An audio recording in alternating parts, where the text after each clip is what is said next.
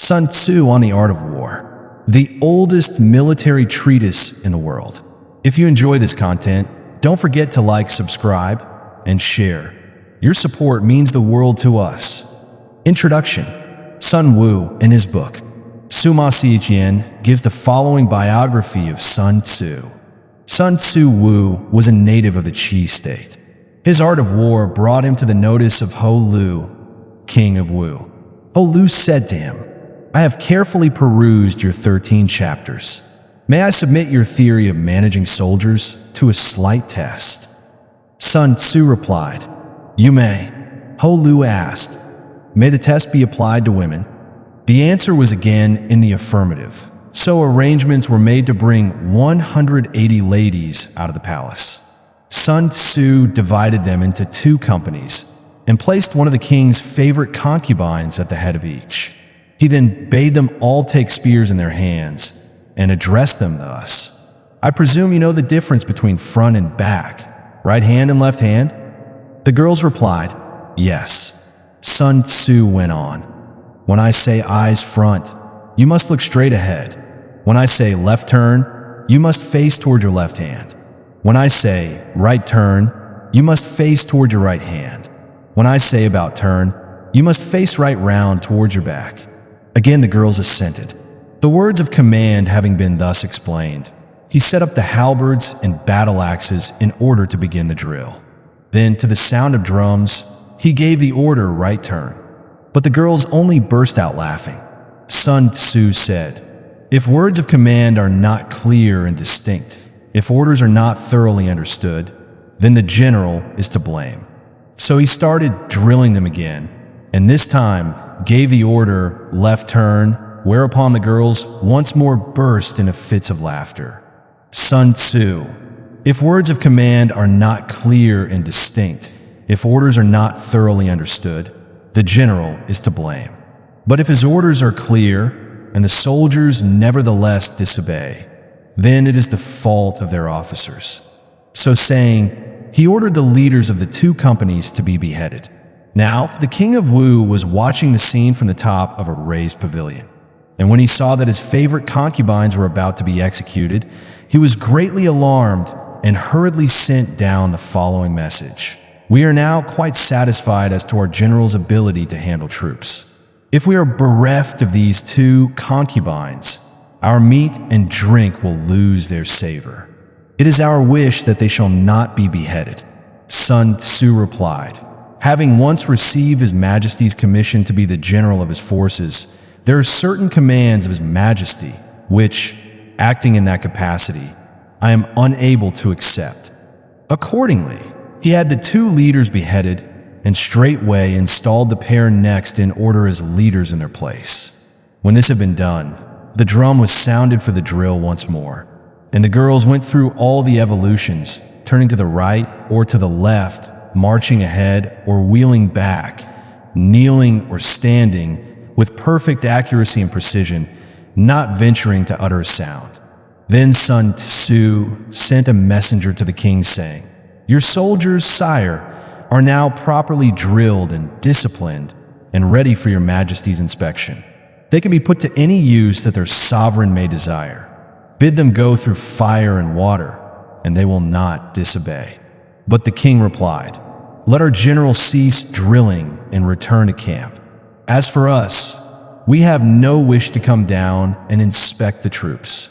Thereupon Sun Tzu said, "The king is only fond of words and cannot translate them into deeds." After that, Ho Lu saw that Sun Tzu was one who knew how to handle an army, and finally appointed him general.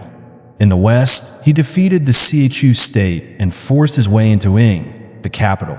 To the north, he put fear into the states of Qi and Qin, and spread his fame abroad amongst the feudal princes. And Sun Tzu shared in the might of the king. About Sun Tzu himself, this is all that Suma Xiqian has to tell us in this chapter. But he proceeds to give a biography of his descendant, Sun Pin, born about 100 years after his famous ancestor's death, and also the outstanding military genius of his time. The historian speaks of him too as Sun Tzu, and in his preface we read, Sun Tzu had his feet cut off and yet continued to discuss the art of war. It seems likely, then, that pen was a nickname bestowed on him after his mutilation, unless the story was invented in order to account for the name. The crowning incident of his career, the crushing defeat of his treacherous rival Pang Chuan, will be found briefly related in Chapter 5.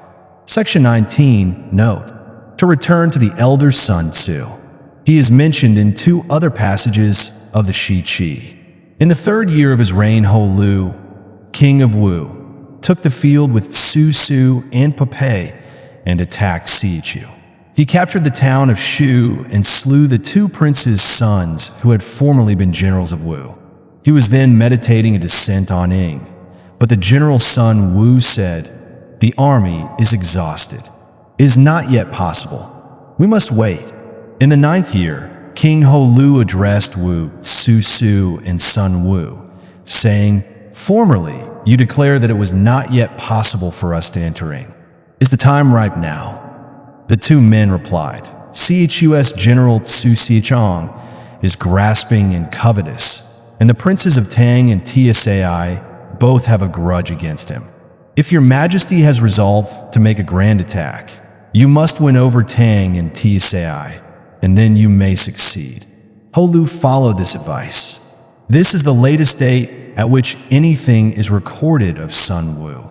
He does not appear to have survived his patron, who died from the effects of a wound in 496. In another chapter there occurs this passage.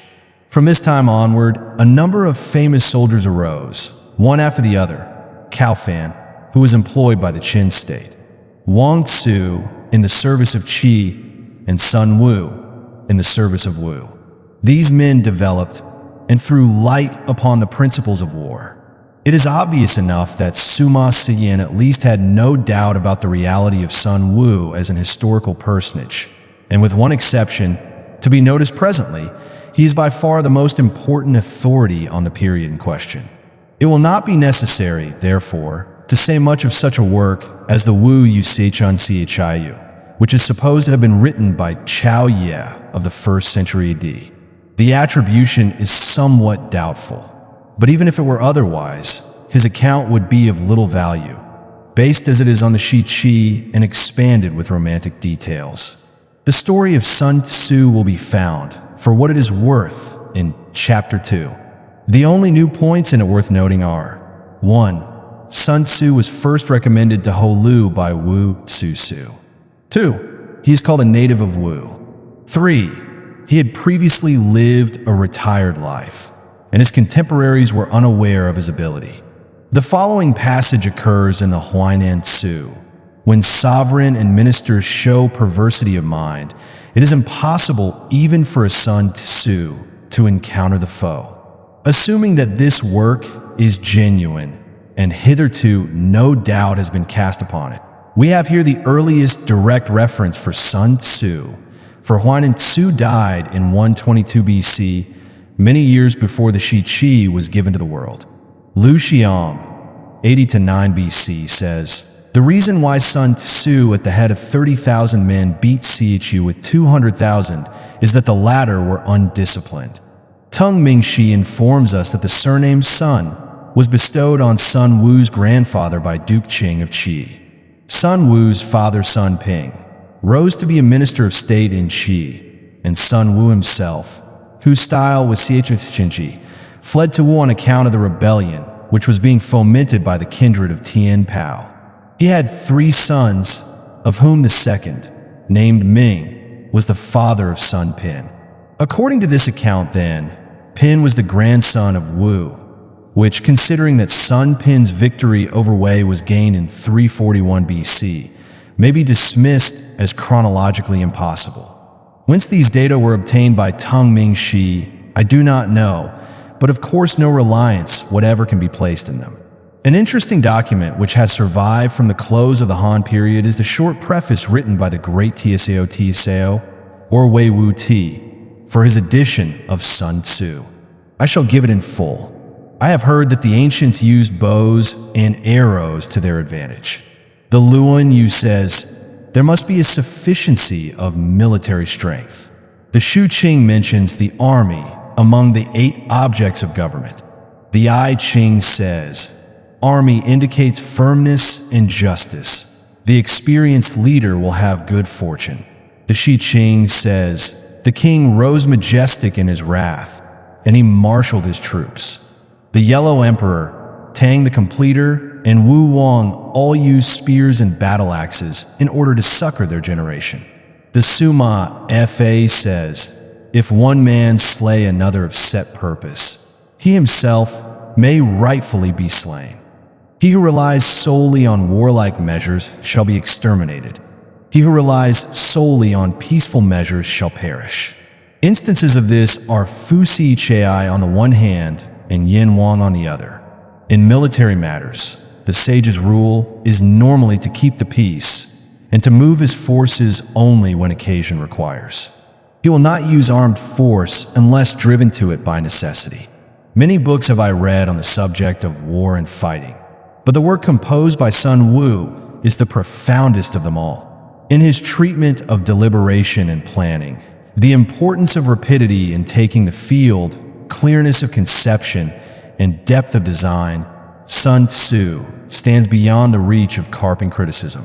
My contemporaries, however, have failed to grasp the full meaning of his instructions, and while putting into practice the smaller details in which his work abounds, they have overlooked its essential purport. That is the motive which has led me to outline a rough explanation of the whole. One thing to be noticed in the above is the explicit statement that the 13 chapters were specially composed for King Ho Lu. This is supported by the internal evidence of I. Section 15, in which it seems clear that some ruler is addressed. In the bibliographic section of the Han Shu, there is an entry which has given rise to much discussion. The works of Sun Tzu of Wu in 82 pian, or chapters, with diagrams in 9 chuan. It is evident that this cannot be merely the 13 chapters known to Suma Siqian, or those we possess today. Chang Shouqi refers to an edition of Sun Tzu's Art of War, of which the 13 chapters formed the first chuan, adding that there were 2 other chuan besides. This has brought forth a theory that the bulk of these 82 chapters consisted of other writings of Sun Tzu. We should call them apocryphal, similar to the Wen Ta, of which a specimen dealing with the 9 situations is preserved in the Tung Tien, and another in Ho Xin's commentary. It is suggested that before his interview with Ho Lu, Sun Tzu had only written the 13 chapters, but afterwards composed a sort of exegesis in the form of question and answer between himself and the king. Pai Ai Sun, the author of the Sun Tzu Su Lu, backs this up with a quotation from the Wu Yu Si Chun Si Chai Yu. The king of Wu summoned Sun Tzu and asked him questions about the art of war. Each time he set forth a chapter of his work, the king could not find words enough to praise him. As he points out, if the whole work was expounded on the same scale as in the above-mentioned fragments, the total number of chapters could not fail to be considerable. Then the numerous other treatises attributed to Sun Tzu might be included. The fact that the Hanshi mentions no work of Sun Tzu except the 82 pian, whereas the Sui and Tang bibliographies give the titles of others in addition to the 13 chapters, is good proof, Pai Ai Sun thinks, that all of these were contained in the 82 pian. Without pinning our faith to the accuracy of detail supplied by the Wu Yu Chun Chi Yu, or admitting the genuineness of any of the treatises cited by Pai Ai Sun, we may see in this theory a probable solution of the mystery. Between Suma Sian and Pan Ku, there was plenty of time for a luxuriant crop of forgeries to have grown up under the magic name of Sun Tzu, and the 82 pian may very well represent a collected edition of these lumped together with the original work. It is also possible, though less likely, that some of them existed in the time of the earlier historian and were purposely ignored by him. Tu Mu's conjecture seems to be based on a passage which states, Wei Wu Ti strung together Sun Wu's Art of War, which in turn may have resulted from a misunderstanding of the final words of Ti Seo King's preface. This, as Sun Xingyan points out, is only a modest way of saying that he made an explanatory paraphrase, or in other words, wrote a commentary on it. On the whole, this theory has met with very little acceptance. Thus, the Su Ku Sichuan Shu says, the mention of the 13 chapters in the Shi Qi shows that they were in existence before the Han Qi, and that latter accretions are not to be considered part of the original work. Tu Mu's assertion can certainly not be taken as proof. There is every reason to suppose, then, that the 13 chapters existed in the time of Sima Sichuan practically as we have them now. That the work was then well known, he tells us in so many words. Sun Tzu's 13 chapters and Wu Qi's Art of War are the two books that people commonly refer to on the subject of military matters. Both of them are widely distributed, so I will not discuss them here. But as we go further back, serious difficulties begin to arise. The salient fact which has to be faced is that the Tso Chuan, the greatest contemporary record, makes no mention whatsoever of Sun Wu, either as a general or as a writer. It is natural, in view of this awkward circumstance, that many scholars should not only cast doubt on the story of Sun Wu as given in the Shi Qi, but even show themselves frankly skeptical as to the existence of the man at all. The most powerful presentment of this side of the case is to be found in the following disposition by Yeshich. It is stated in Sima Sigen's history that Sun Wu was a native of the Qi state and employed by Wu, and that in the reign of Ho Lu he crushed Si Qiu, entered Ing, and was a great general. But in Tso's commentary, no Sun Wu appears at all. It is true that Tso's commentary need not contain absolutely everything that other histories contain. But Tso has not omitted to mention vulgar plebeians and hireling ruffians such as Ing Cao Shu, Tseok, Chu Chi Wu, and Chuan Shi Chu. In the case of Sun Wu, whose fame and achievements were so brilliant, the omission is much more glaring. Again, details are given, in their due order, about his contemporaries Wu Yuan and the Minister Pei. Is it credible that Sun Wu alone should have been passed over? In point of literary style, Sun Tzu's work belongs to the same school as Quan Tzu, Lu Tao, and Yu Yu, and may have been the production of some private scholar living toward the end of the spring and autumn or the beginning of the Warring States period. The story that his precepts were actually applied by the Wu state is merely the outcome of big talk on the part of his followers. From the flourishing period of the Zhou dynasty down to the time of the spring and autumn, all military commanders were statesmen as well, and the class of professional generals for conducting external campaigns did not then exist. It was not until the period of the Six States that this custom changed. Now, although Wu was an uncivilized state, it is conceivable that Tso should have left unrecorded the fact that Sun Wu was a great general and yet held no civil office. What we are told, therefore, about Zhang Chu and Sun Wu is not authentic matter, but the reckless fabrication of theorizing pundits. The story of Ho Lu's experiment on the women, in particular, is utterly preposterous and incredible. Yeshuichitin represents Sima Siyen as having said that Sun Wu crushed Si Qiu and entered Ing. This is not quite correct. No doubt the impression left on the reader's mind is that he at least shared in these exploits. The fact may or may not be significant, but it is nowhere explicitly stated in the Shi Qi either that Sun Tzu was general on the occasion of the taking of Ing, or that he even went there at all. Moreover, as we know that Wu Yuan and Pei both took part in the expedition, and also that its success was largely due to the dash and enterprise of Fu Kai, Ho Lu's younger brother, it is not easy to see how yet another general could have played a very prominent part in the same campaign. Chn Chun Sun of the Sung dynasty has the note, military writers look upon Sun Wu as the father of their art, but the fact that he does not appear in the Tso Chuan, although he is said to have served under Ho Lu, king of Wu, makes it uncertain what period he really belonged to. He also says, the works of Sun Wu and Wu Qi may be of genuine antiquity. It is noticeable that both Yeshe Chisin and Sichin Chen Sun, while rejecting the personality of Sun Wu as he figures in Suma Sichin's history, are inclined to accept the date traditionally assigned to the work which passes under his name. The author of the Su Lu fails to appreciate this distinction, and consequently his bitter attack on Sichin Chen Sun really misses its mark. He makes one of 2 points, however, which certainly tell in favor of the high antiquity of our 13 chapters. Sun Tzu, he says, must have lived in the age of Qing Huang because he is frequently plagiarized in subsequent works of the Zhou, Qin, and Han dynasties. The 2 most shameless offenders in this respect are Wu Qi and Huainan Tzu, both of them important historical personages in their day. The former lived only a century after the alleged date of Sun Tzu, and his death is known to have taken place in 381 BC. It was to him, according to Lu Xiong, that Sang Shun delivered the Tso Chuan, which had been entrusted to him by its author.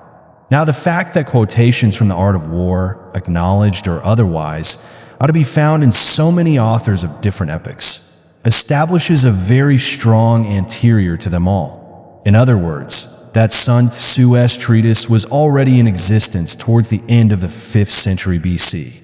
Further proof of Sun Tzu's antiquity is furnished by the archaic or wholly obsolete meanings attaching to a number of the words he uses. A list of these, which might perhaps be extended, is given in the Su Lu, and though some of the interpretations are doubtful, the main argument is hardly affected thereby. Again, it must not be forgotten that Yeshin, a scholar and critic of the first rank, deliberately pronounces the style of the 13 chapters to belong to the early part of the 5th century. Seeing that he is actually engaged in an attempt to disprove the existence of Sun Wu himself, we may be sure that he would not have hesitated to assign the work to a later date had he not honestly believed the contrary. And it is precisely on such a point that the judgment of an educated Chinaman will carry most weight. Other internal evidence is not far to seek. Thus in 13, Section 1, there is an unmistakable allusion to the ancient system of land tenure, which had already passed away by the time of Mencius, who is anxious to see it revived in a modified form. The only warfare Sun Tzu knows is that carried on between the various feudal princes, in which armored chariots play a large part. Their use seems to have entirely died out before the end of the Zhou dynasty. He speaks as a man of Wu, a state which ceased to exist as early as 473 BC. On this I shall touch presently, but once refer the work to the 5th century or earlier, and the chances of its being other than a bona fide production are sensibly diminished. The great age of forgeries did not come until long after. That it should have been forged in the period immediately following 473 is particularly unlikely, for no one, as a rule, hastens to identify himself with a lost cause. As for Yeshua's theory, that the author was a literary recluse, that seems to me quite untenable. If one thing is more apparent than another after reading the maxims of Sun Tzu, it is that their essence has been distilled from a large store of personal observation and experience. They reflect the mind not only of a born strategist, gifted with a rare faculty of generalization, but also of a practical soldier closely acquainted with the military conditions of his time. To say nothing of the fact that these sayings have been accepted and endorsed by all the greatest captains of Chinese history, they offer a combination of freshness and sincerity, acuteness and common sense, which quite excludes the idea that they were artificially concocted in the study. If we admit, then, that the 13 chapters were the genuine production of a military man living towards the end of the Sechun Chiu period, are we not bound, in spite of the silence of the Tso Chuan, to accept Sima Xin's account in its entirety? In view of his high repute as a sober historian, must we not hesitate to assume that the records he drew upon for Sun Wu's biography were false and untrustworthy? The answer, I fear, must be in the negative. There is still one grave, if not fatal, objection to the chronology involved in the story as told in the Shi Qi, which, so far as I am aware, nobody has yet pointed out. There are two passages in Sun Tzu in which he alludes to contemporary affairs. The first in 6, section 21. Though according to my estimate the soldiers of you exceed our own in number, that shall advantage them nothing in the matter of victory. I say then that victory can be achieved. The other is in 11, section 30. Asked if an army can be made to imitate the Shuaijian, I should answer, yes. For the men of Wu and the men of Yu are enemies. Yet if they are crossing a river in the same boat and are caught by a storm, they will come to each other's assistance just as the left hand helps the right. These two paragraphs are extremely valuable as evidence of the date of composition. They assign the work to the period of the struggle between Wu and Yu. So much has been observed by Pai Ai Sun. But what has hitherto escaped notice is that they also seriously impair the credibility of Sima Siqian's narrative. As we have seen above, the first positive date given in connection with Sun Wu is 512 BC. He is then spoken of as a general, acting as confidential advisor to Ho Lu, so that his alleged introduction to that monarch had already taken place. And of course the 13 chapters must have been written earlier still. But at that time, and for several years after, down to the capture of Ing in 506, Chu and not Yu was the great hereditary enemy of Wu. The two states, Chu and Wu, have been constantly at war for over half a century, whereas the first war between Wu and Yu was waged only in 510, and even then was no more than a short interlude sandwiched in the midst of the fierce struggle with Chu. Now Chu is not mentioned in the 13 chapters at all. The natural inference is that they were written at a time when Yu had become the prime antagonist of Wu. That is, after Chu had suffered the great humiliation of 506. At this point, a table of dates may be found useful. BC 514, accession of Ho Lu. 512, Ho Lu attacks Chu, but is dissuaded from entering Ing, the capital. Shi mentions Sun Wu as general. 511, another attack on Chu. 510, Wu makes a successful attack on Yu.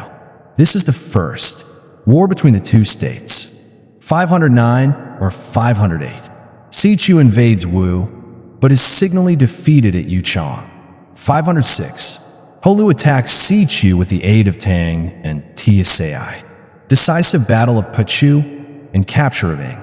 Last, mention of Sun Wu in Shi. 505, Yu makes a raid on Wu in the absence of its army. Wu is beaten by Qin and evacuates Ing. 504, Ho Lu sends Fu Chai to attack Chu. 497, Ko Chien becomes king of Yu.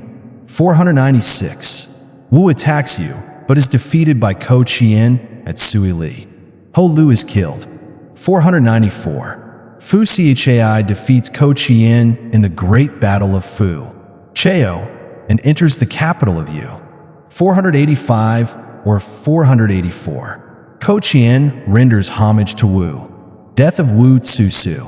482, Ko Chien invades Wu in the absence of Fu Chai.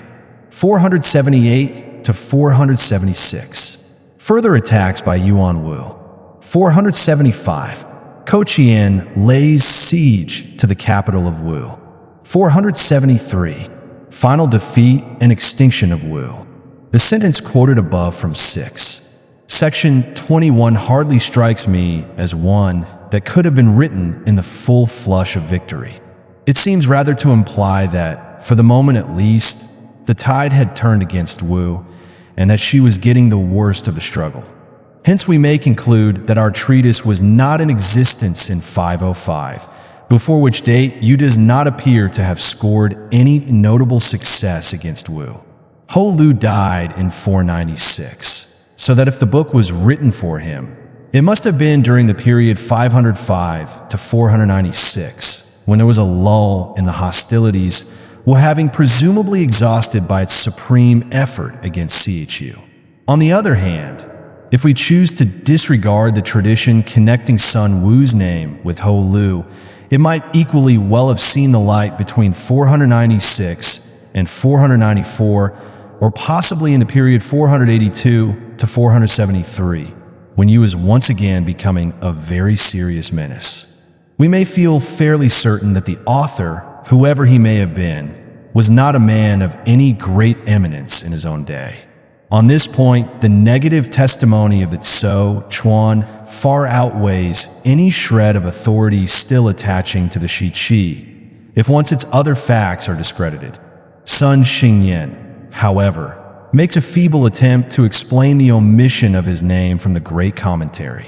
It was Wu Tzu, he says, who got all the credit of Sun Wu's exploits because the latter, being an alien, was not rewarded with an office in the state. How then did the Sun Tzu legend originate? It may be that the growing celebrity of the book imparted by degrees a kind of factitious renown to its author. It was felt to be only right and proper that one so well versed in the science of war should have solid achievements to his credit as well.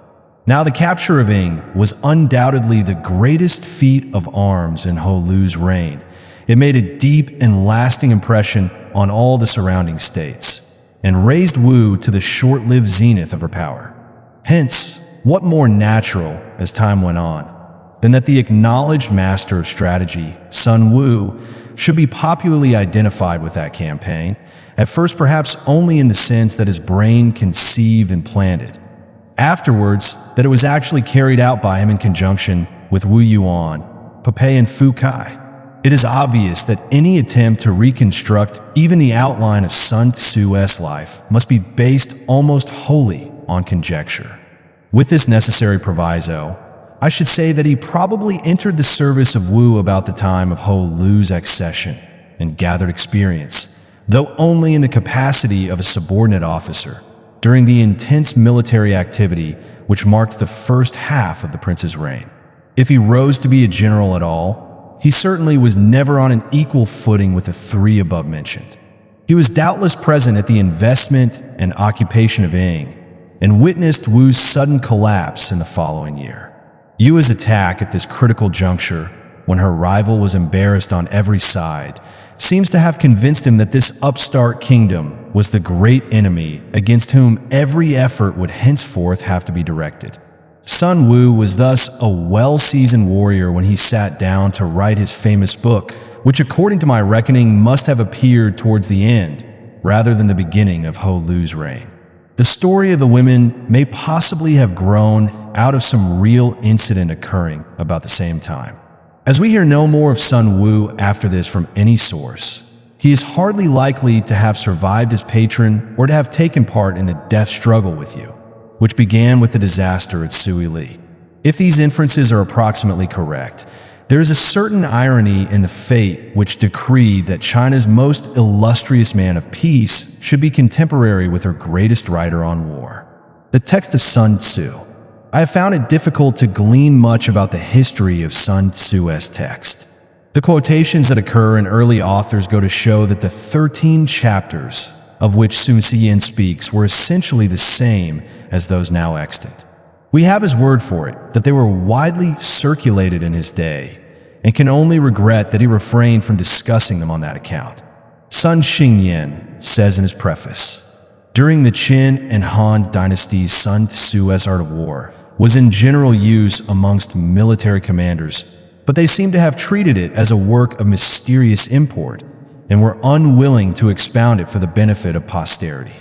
Thus it came about that Wei Wu was the first to write a commentary on it. As we have already seen, there is no reasonable ground to suppose that Tsao Kung tampered with the text. But the text itself is often so obscure, and the number of editions which appeared from that time onward so great, especially during the Tang and Sung dynasties, that it would be surprising if numerous corruptions had not managed to creep in. Towards the middle of the Sung period, by which time all the chief commentaries on Sun Tzu were in existence, a certain Qi Tian Pao published a work in 15 Chuan entitled Sun Tzu, with the collected commentaries of 10 writers. There was another text, with variant readings put forward by Chu Fu of Taxing, which also had supporters among the scholars of that period. But in the Ming editions, Sun Xingyan tells us, these readings were for some reason or other no longer put into circulation. Thus, until the end of the 18th century, the text in sole possession of the field was one derived from Qi Tian Pao's edition, although no actual copy of that important work was known to have survived. That, therefore, is the text of Sun Tzu, which appears in the war section of the Great Imperial Encyclopedia printed in 1726, the Kuqin Tu Shuqi Sichem.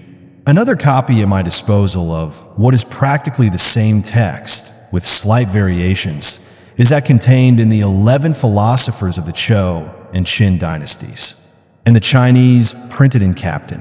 Calthrop's first edition is evidently a similar version, which is filtered through Japanese channels.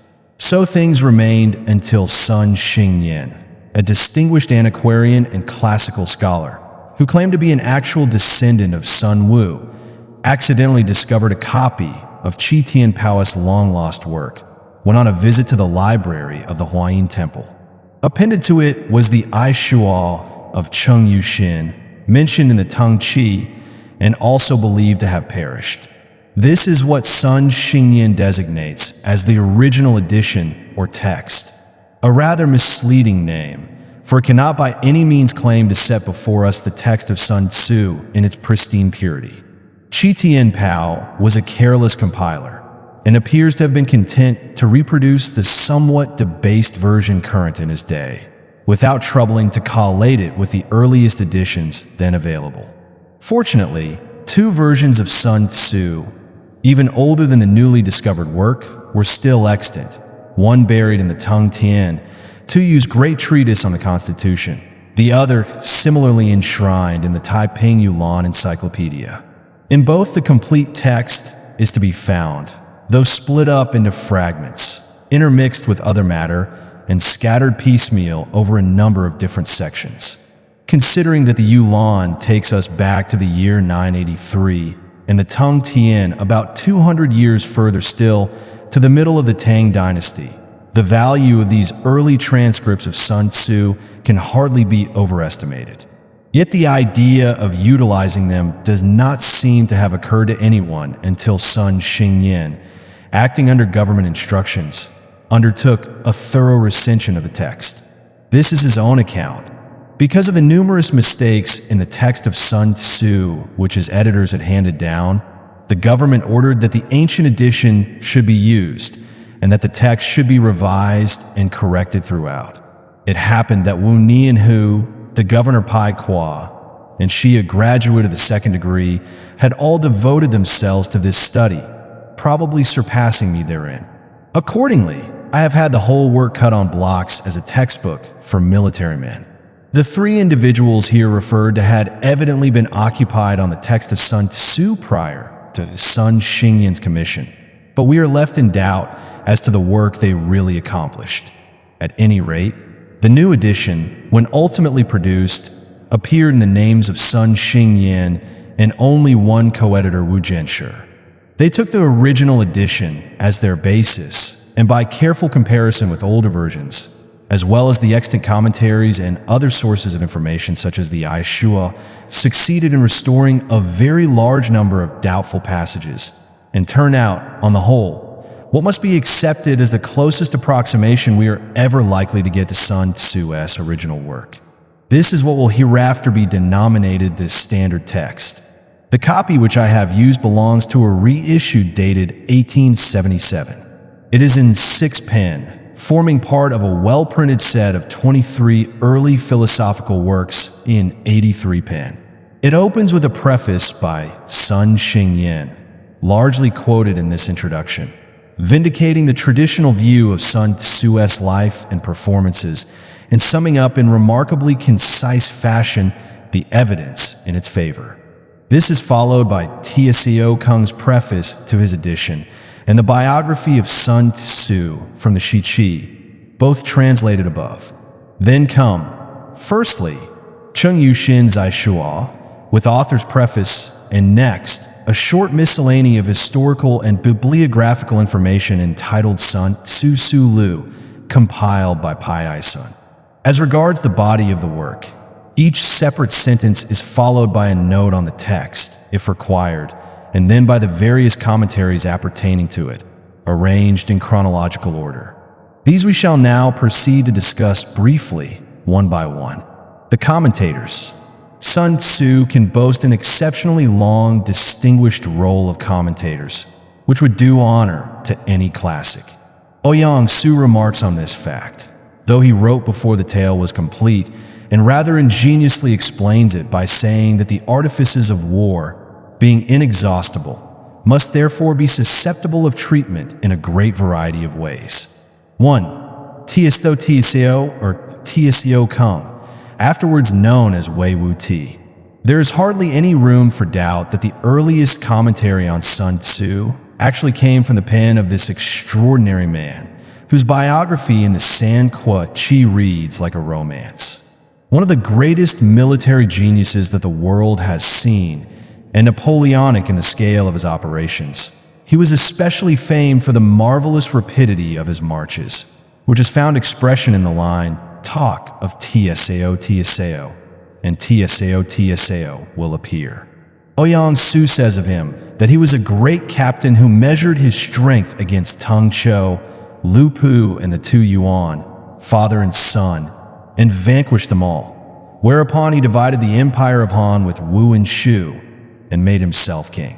It is recorded that whenever a council of war was held by Wei on the eve of a far-reaching campaign, he had all his calculations ready. Those generals who made use of them did not lose one battle in 10. Those who ran counter to them in any particular saw their armies incontinently beaten and put to flight.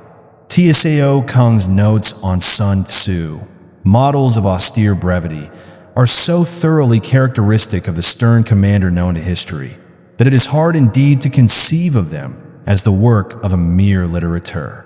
Sometimes, indeed, owing to extreme compression, they are scarcely intelligible and stand no less in need of a commentary than the text itself. 2. Meng Shi. The commentary which has come down to us under this name is comparatively meager, and nothing about the author is known. Even his personal name has not been recorded. Chi Tian Pao's edition places him after Chia Lin, and Siecheo Kungwu also assigns him to the Tang dynasty, but this is a mistake. In Sun Xingyan's preface, he appears as Meng Shi of the Liang dynasty. Others would identify him with Meng Kong of the 3rd century. He is named in one work as the last of the 5 commentators, the others being Wei Wu Ti, Tu Mu, Xichen Hao, and Chia Lin. 3. Li Chun of the 8th century was a well-known writer on military tactics. One of his works has been in constant use down to the present day.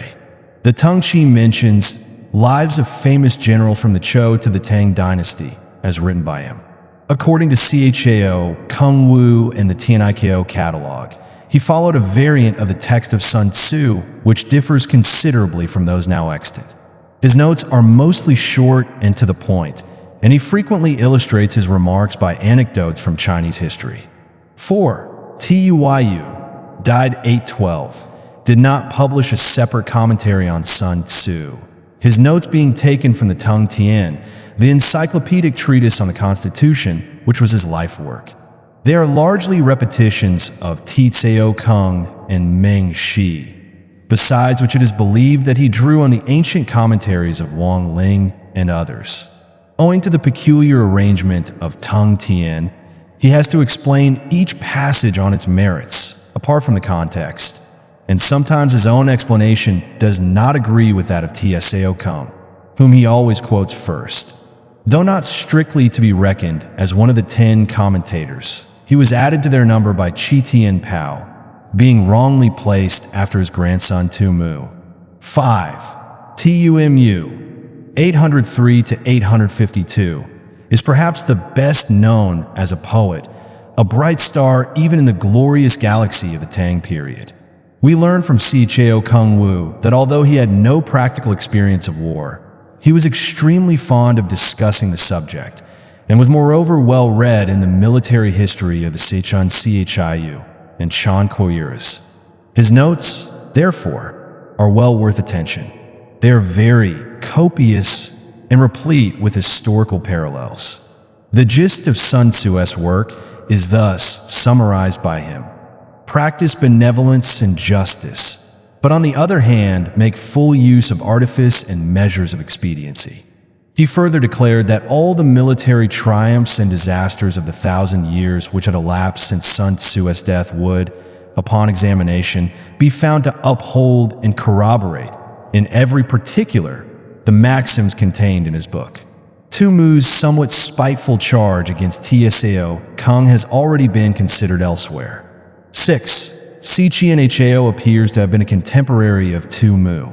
Siqian Kung Wu says that he was impelled to write a new commentary on Sun Tzu because Tsao Kung's on the one hand was too obscure and subtle, and that of Tu Mu on the other too long-winded and diffuse.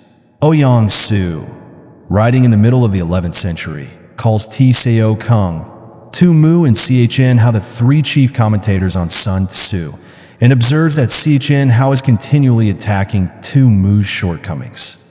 His commentary, though not lacking in merit, must rank below those of his predecessors. 7. Si Chai Lin is known to have lived under the Tang dynasty, for his commentary on Sun Tzu is mentioned in the Tang Shu and was afterwards republished by Qi Si of the same dynasty together with those of Meng Shi and Tu Yu. It is of somewhat scanty texture, and in point of quality, too, perhaps the least valuable of the 11. 8. Mei Yosi Chien, 1002 to 1060, commonly known by his style as Mei Xing Yu, was, like Tu Mu, a poet of distinction.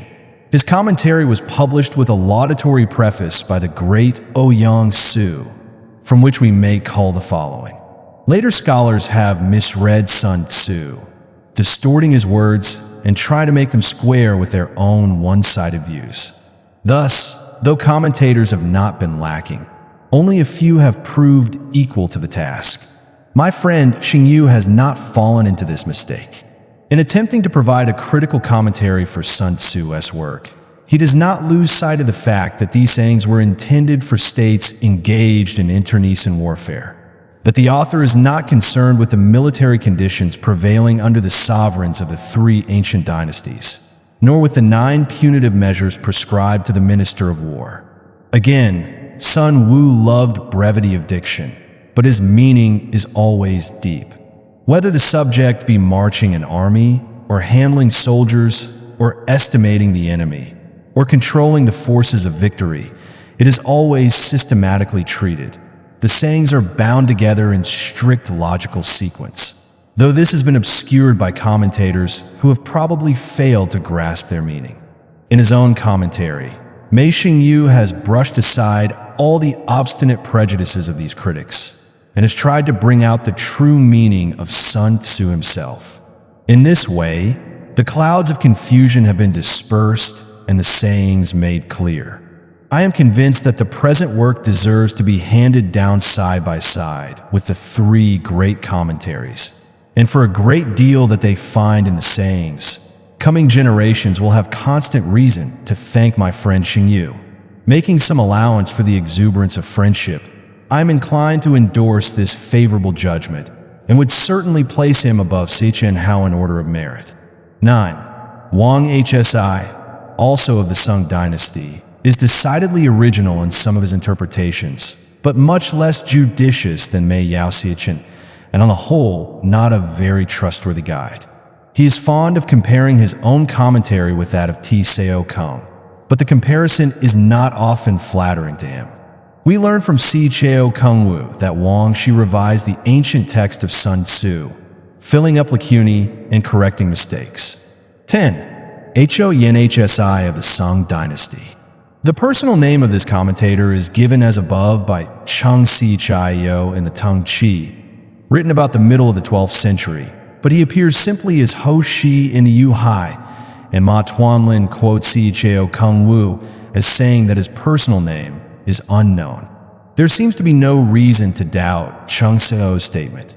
Otherwise, I should have been inclined to hazard a guess and identify him with one Ho Situ Fei, the author of a short treatise on war, who lived in the latter part of the 11th century. Hoshi's commentary, in the words of the Tianakeo catalog, contains helpful additions here and there, but is chiefly remarkable for the copious extracts taken in adapted form from the dynastic histories and other sources. 11. Changyu. The list closes with a commentator of no great originality perhaps, but gifted with admirable powers of lucid exposition. His commentator is based on that of T.C.O. Kung, whose terse sentences he contrives to expand and develop in masterly fashion.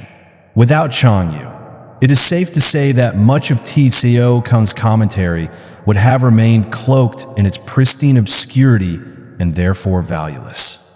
His work is not mentioned in the Sung history, the Tung Cao, or the Yu Hai, but it finds a niche in the Tung Chi, which also names him as the author of the lives of famous generals. It is rather remarkable that the last named four should all have flourished within so short a space of time. Cao Kungwu accounts for it by saying, during the early years of the Sung dynasty, the empire enjoyed a long spell of peace, and men ceased to practice the art of war.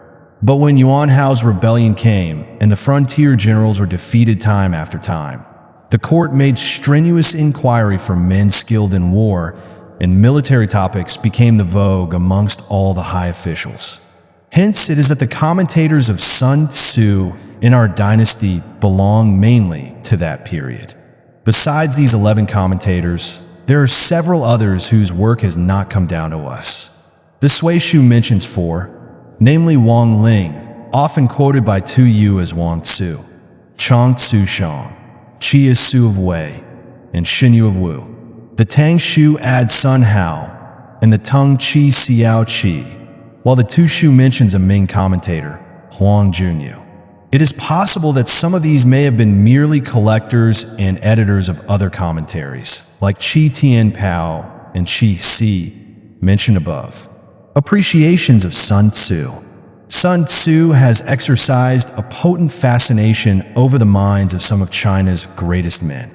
Among the famous generals who are known to have studied his pages with enthusiasm may be mentioned Han Hsin, 196 BC, Feng Ai, 34 AD, Lu Meng, d. 219, and Yo Fei, 1103 to 1141.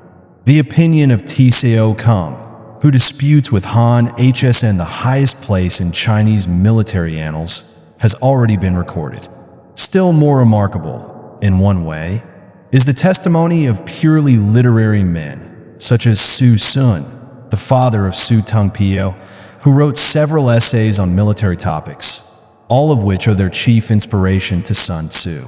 The following short passage by him is preserved in the Yu Hai, Sun Wu saying that in war one cannot make certain of conquering is very different indeed from what other books tell us. Wu Qi was a man of the same stamp as Sun Wu. They both wrote books on war, and they are linked together in popular speech as Sun and Wu. But Wu Qi's remarks on war are less weighty. His rules are rougher and more crudely stated, and there is not the same unity of plan as in Sun Tzu's work, where the style is terse, but the meaning fully brought out. The following is an extract from the Impartial Judgments in the Garden of Literature by Chung Ho. Sun Tzu's 13 chapters are not only the staple and base of all military men's training, but also compel the most careful attention of scholars and men of letters. His sayings are terse yet elegant, simple yet profound, perspicuous and eminently practical. Such works as the Luan Yu, the I Ching, and the Great Commentary, as well as the writings of Mencius, Sun Quan, and Yang Chu, all fall below the level of Sun Tzu.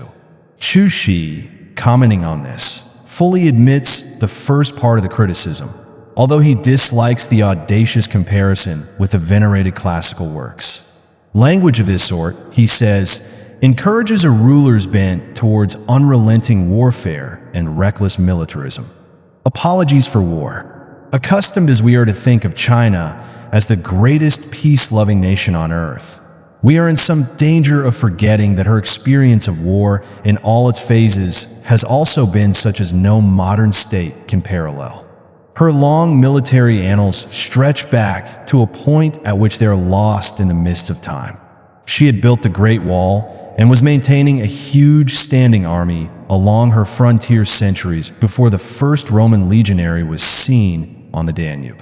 What with the perpetual collisions of the ancient feudal states, the grim conflicts with Huns, Turks, and other invaders after the centralization of government, the terrific upheavals which accompanied the overthrow of so many dynasties, besides the countless rebellions and minor disturbances that have flamed up and flickered out again one by one. It is hardly too much to say that the clash of arms has never ceased to resound in one portion or another of the empire. No less remarkable is the succession of illustrious captains to whom China can point with pride. As in all countries, the greatest are fond of emerging at the most fateful crises of her history. Thus, Puqi stands out conspicuous in the period when Qin was entering upon her final struggle with the remaining independent states. The stormy years which followed the breakup of the Qin dynasty are illuminated by the transcendent genius of Han Heizhi. When the house of Han in turn is tottering to its fall, the great and baleful figure of Tissio dominates the scene. And in the establishment of the Tang dynasty, one of the mightiest tasks achieved by man, the superhuman energy of Li Shimin, afterwards the Emperor Taizong, was seconded by the brilliant strategy of Li Qing. None of these generals need fear comparison with the greatest names in the military history of Europe. In spite of all this, the great body of Chinese sentiment, from Lao Tzu downwards, and especially as reflected in the standard literature of Confucianism, has been consistently pacific and intensely opposed to militarism in any form. It is such an uncommon thing to find any of the literati defending warfare on principle that I have thought it worthwhile to collect and translate a few passages in which the unorthodox view is upheld. The following, by Sima Zetian, shows that for all his ardent admiration of Confucius, he was yet no advocate of peace at any price. Military weapons are the means used by the sage to punish violence and cruelty, to give peace to troublous times, to remove difficulties and dangers, and to succor those who are in peril. Every animal with blood in its veins and horns on its head will fight when it is attacked. How much more so will man, who carries in his breast the faculties of love and hatred, joy and anger.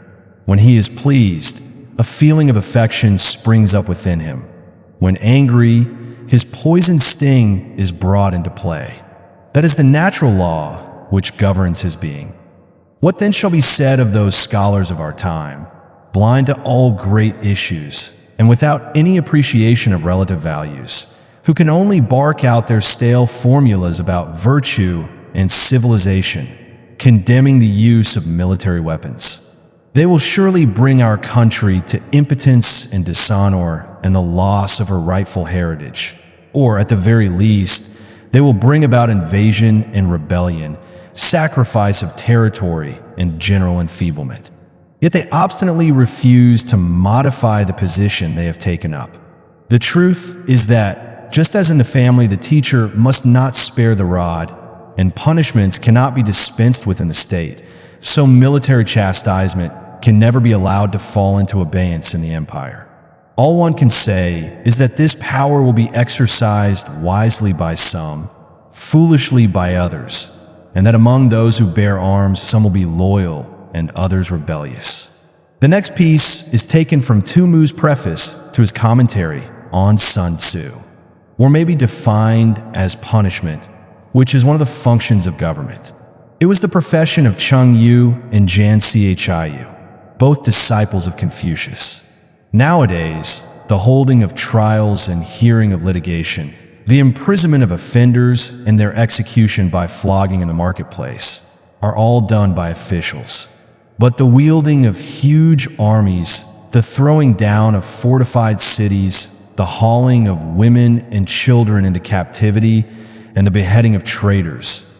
This is also work which is done by officials. The objects of the rack and of military weapons are essentially the same.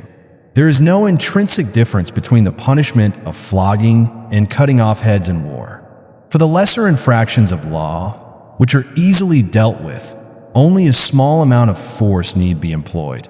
Hence the use of military weapons and wholesale decapitation. In both cases, however, the end in view is to get rid of wicked people and to give comfort and relief to the good. Sun asked Janyu, saying, "Have you, sir, acquired your military aptitude by study, or is it innate?" Janyu replied, "It has been acquired by study." "How can that be so?" said Sun, "seeing that you are a disciple of Confucius?" "It is a fact," replied Janyu. "I was taught by Confucius. It is fitting that the great sage should exercise both civil and military functions, though to be sure my instruction in the art of fighting has not yet gone very far." Now, who the author was of this rigid distinction between the civil and the military, and the limitation of each to a separate sphere of action, or in what year of which dynasty it was first introduced, is more than I can say.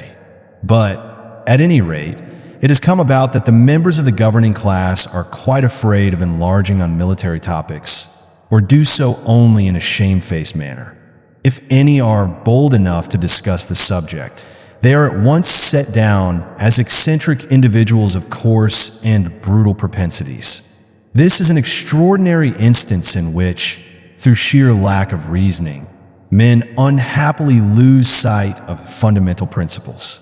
When the Duke of Zhou was minister under Sicheng Wang, he regulated ceremonies and made music and venerated the arts of scholarship and learning. Yet when the barbarians of the River Huai revolted, he sallied forth and chastised them. When Confucius held office under the Duke of Lu, and a meeting was convened at Chiaku, he said, "If pacific negotiations are in progress, warlike preparations should have been made beforehand." He rebuked and shamed the Marquis of Qi, who cowered under him and dared not proceed to violence. How can it be said that these two great sages had no knowledge of military matters? We have seen that the great Xi held Sun Tzu in high esteem. He also appeals to the authority of the classics. Our master Confucius, answering Duke Ling of Wei, said, "I have never studied matters connected with armies and battalions." Replying to Kunwen Tzu, he said, "I have not been instructed about buff coats and weapons." But if we turn to the meeting at Chiaku, we find that he used armed force against the men of Lai, so that the Marquis of Qi was overawed. Again, when the inhabitants of Pai revolted, he ordered his officers to attack them, whereupon they were defeated and fled in confusion. He once uttered the words, "If I fight, I conquer." And Janyu also said, "The sage exercises both civil and military functions." Can it be a fact that Confucius never studied or received instruction in the art of war? We can only say that he did not specially choose matters connected with armies and fighting to be the subject of his teaching. Sun Xingyan, the editor of Sun Tzu, writes in similar strain. Confucius said, "I am unversed in military matters." He also said, "If I fight, I conquer." Confucius ordered ceremonies and regulated music. Now war constitutes one of the 5 classes of state ceremonial and must not be treated as an independent branch of study. Hence, the words, "I am unversed in," must be taken to mean that there are things which even an inspired teacher does not know. Those who have to lead an army and devise stratagems must learn the art of war. But if one can command the services of a good general like Sun Tzu, who was employed by Wu Tzu, there is no need to learn it oneself. Hence the remark added by Confucius, "If I fight, I conquer." The men of the present day, however, willfully interpret these words of Confucius in their narrowest sense, as though he meant that books on the art of war were not worth reading. With blind persistency, they adduce the example of Chao Kuo, who pored over his father's books to no purpose, as a proof that all military theory is useless. Again, seeing that books on war have to do with such things as opportunism in designing plans and the conversion of spies, they hold that the art is immoral and unworthy of a sage. These people ignore the fact that the studies of our scholars and the civil administration of our officials also require steady application and practice before efficiency is reached. The ancients were particularly chary of allowing mere novices to botch their work. Weapons are baneful and fighting perilous, and useless unless a general is in constant practice. He ought not to hazard other men's lives in battle. Hence, it is essential that Sun Tzu's 13 chapters should be studied. Xiang Liang used to instruct his nephew Qi in the art of war. Qi got a rough idea of the art in its general bearings, but would not pursue his studies to their proper outcome, the consequence being that he was finally defeated and overthrown. He did not realize that the tricks and artifices of war are beyond verbal computation. Duke Xiong of Sung and King Yin of Su were brought to destruction by their misplaced humanity. The treacherous and underhand nature of war necessitates the use of guile and stratagem suited to the occasion. There is a case on record of Confucius himself having violated an extorted oath, and also of his having left the Sung state in disguise. Can we then recklessly arraign Sun Tzu for disregarding truth and honesty? Chapter 1. Laying Plans. 1. Sun Tzu said, "The art of war is of vital importance to the state." 2. It is a matter of life and death, a road either to safety or to ruin. Hence, it is a subject of inquiry which can on no account be neglected. 3. The art of war, then, is governed by 5 constant factors to be taken into account in one's deliberations when seeking to determine the conditions obtaining in the field. For these are 1. The moral law, 2. Heaven, 3. Earth, 4. The commander, 5. Method and discipline. 5. 6. The moral law causes the people to be in complete accord with their ruler, so that they will follow him regardless of their lives, undismayed by any danger. 7. Heaven signifies night and day, cold and heat, times and seasons. 8. Earth comprises distances, great and small, danger and security, open ground and narrow passes, the chances of life and death. 9. The commander stands for the virtues of wisdom, sincerity, benevolence, courage, and strictness. 10. By method and discipline are to be understood the marshalling of the army in its proper subdivisions, the gradations of rank among the officers, the maintenance of roads by which supplies may reach the army, and the control of military expenditure. 11. These 5 heads should be familiar to every general. He who knows them will be victorious. He who knows them not will fail. 12. Therefore, in your deliberations, when seeking to determine the military conditions, let them be made the basis of a comparison, in this wise. 13. 1. Which of the 2 sovereigns is imbued with the moral law? 2. Which of the 2 generals has most ability? 3. With whom lie the advantages derived from heaven and earth? 4. On which side is discipline most rigorously enforced? 5. Which army is the stronger? 6. On which side are officers and men more highly trained? 7. In which army is there the greater constancy both in reward and punishment? 14. By means of these 7 considerations I can forecast victory or defeat. 15. The general that hearkens to my counsel and acts upon it will conquer. Let such a one be retained in command. The general that hearkens not to my counsel nor acts upon it will suffer defeat. Let such a one be dismissed. 16. While heeding the profit of my counsel, avail yourself also of any helpful circumstances over and beyond the ordinary rules. 17. According as circumstances are favorable, one should modify one's plans. 18. All warfare is based on deception. 19. Hence, when able to attack, we must seem unable. When using our forces, we must seem inactive. When we are near, we must make the enemy believe we are far away. When far away, we must make him believe we are near. 20. Hold out baits to entice the enemy. Feign disorder and crush him. 21. If he is secure at all points, be prepared for him. If he is in superior strength, evade him. 22. If your opponent is a choleric temper, seek to irritate him. Pretend to be weak, that he may grow arrogant. 23. If he's taking his ease, give him no rest. If his forces are united, separate them. 24. Attack him where he is unprepared. Appear where you're not expected. 25. These military devices leading to victory must not be divulged beforehand. 26. Now the general who wins a battle makes many calculations in his temple ere the battle is fought. The general who loses a battle makes but few calculations beforehand. Thus do many calculations lead to victory, and few calculations to defeat. How much more no calculation at all? It is by attention to this point that I can foresee who is likely to win or lose. Chapter 2. Waging War. 1.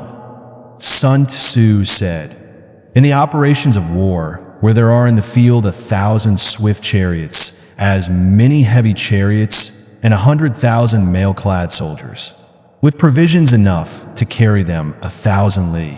The expenditure at home and at the front, including entertainment of guests, small items such as glue and paint, and some spent on chariots and armor, will reach the total of 1,000 ounces of silver per day, such as the cost of raising an army of 100,000 men. 2. When you engage in actual fighting, if victory is long in coming, the men's weapons will grow dull and their ardor will be damped.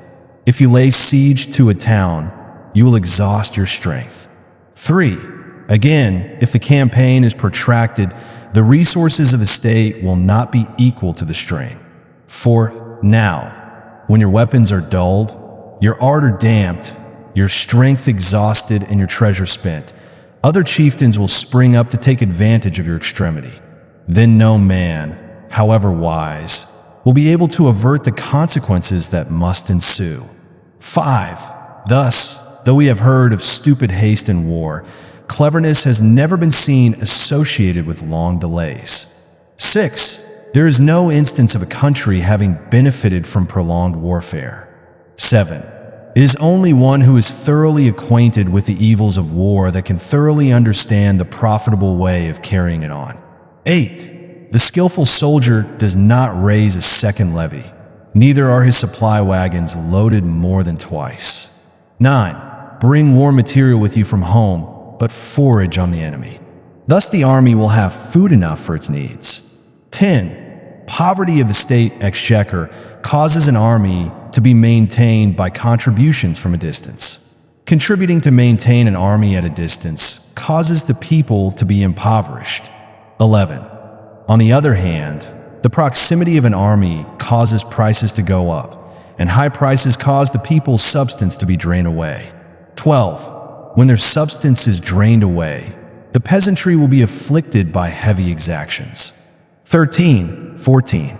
With this loss of substance and exhaustion of strength, the homes of the people will be stripped bare, and 3/10 of their incomes will be dissipated.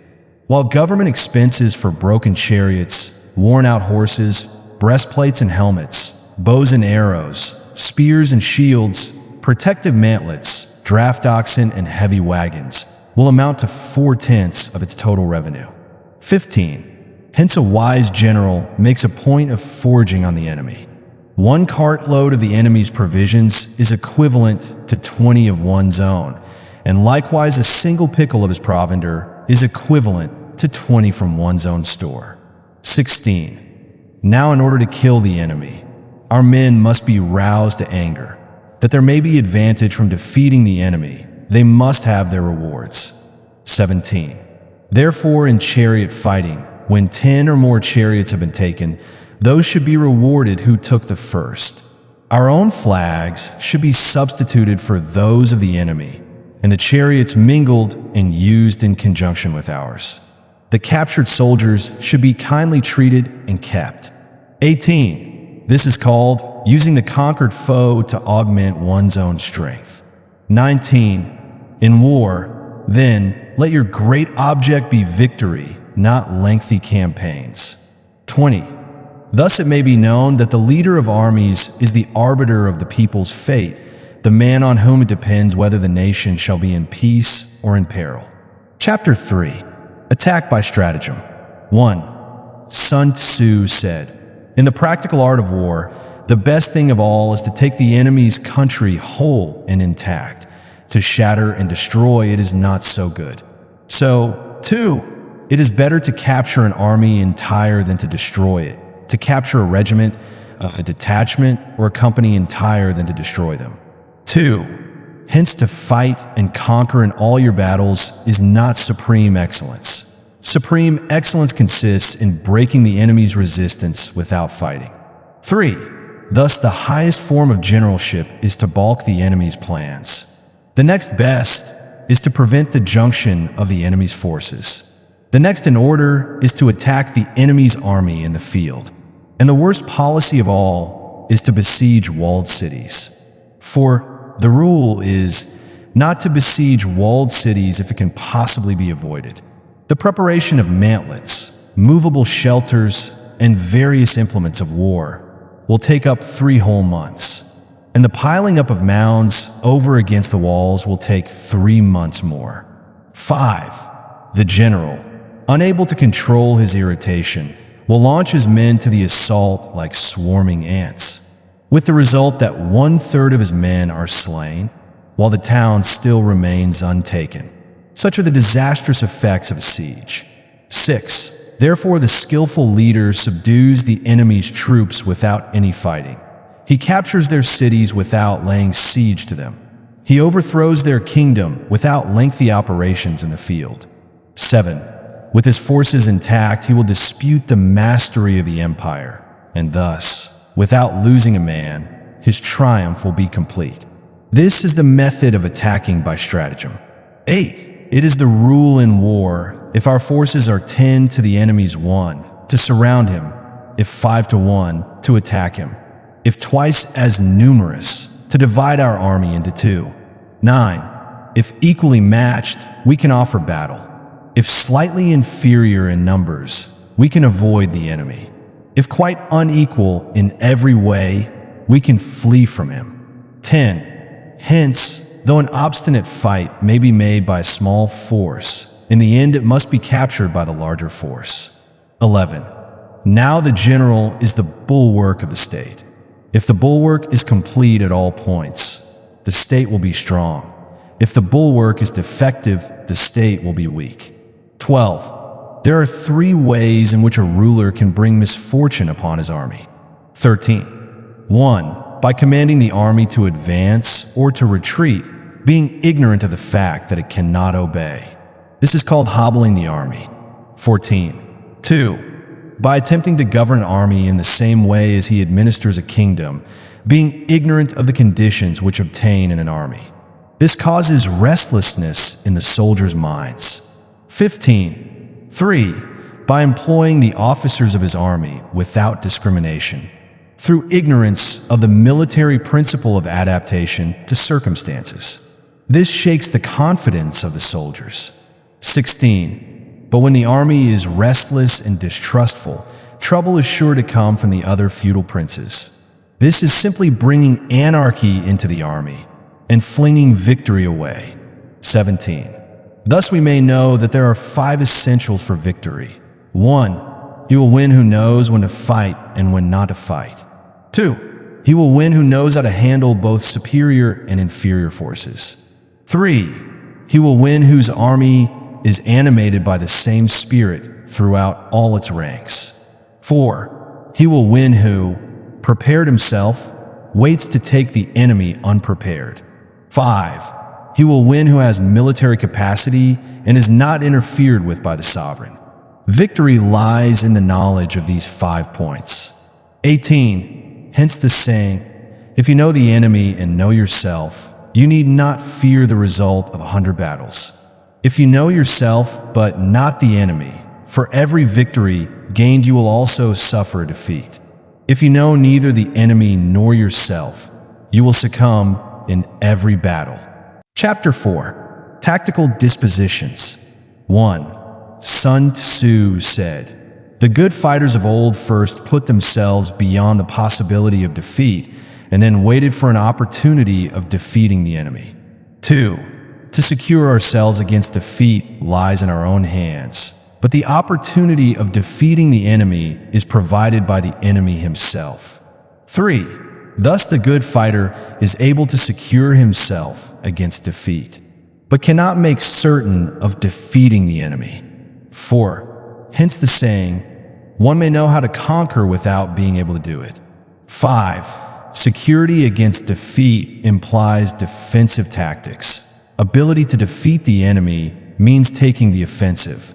6. Standing on the defensive indicates insufficient strength, attacking a superabundance of strength. 7. The general who is skilled in defense hides in the most secret recesses of the earth. He who is skilled in attack flashes forth from the topmost heights of heaven. Thus, on the one hand, we have ability to protect ourselves, on the other, a victory that is complete. 8. To see victory only when it is within the ken of the common herd is not the acme of excellence. 9. Neither is it the acme of excellence if you fight and conquer and the whole empire says, "Well done." To see sun and moon is no sign of sharp sight. To hear the noise of thunder is no sign of a quick ear. 11. What the ancient called a clever fighter is one who not only wins, but excels in winning with ease. 12. Hence his victories bring him neither reputation for wisdom nor credit for courage. 13. He wins his battles by making no mistakes. Making no mistakes is what establishes the certainty of victory, for it means conquering an enemy that is already defeated. 14. Hence the skillful fighter puts himself into a position which makes defeat impossible and does not miss the moment for defeating the enemy. 15.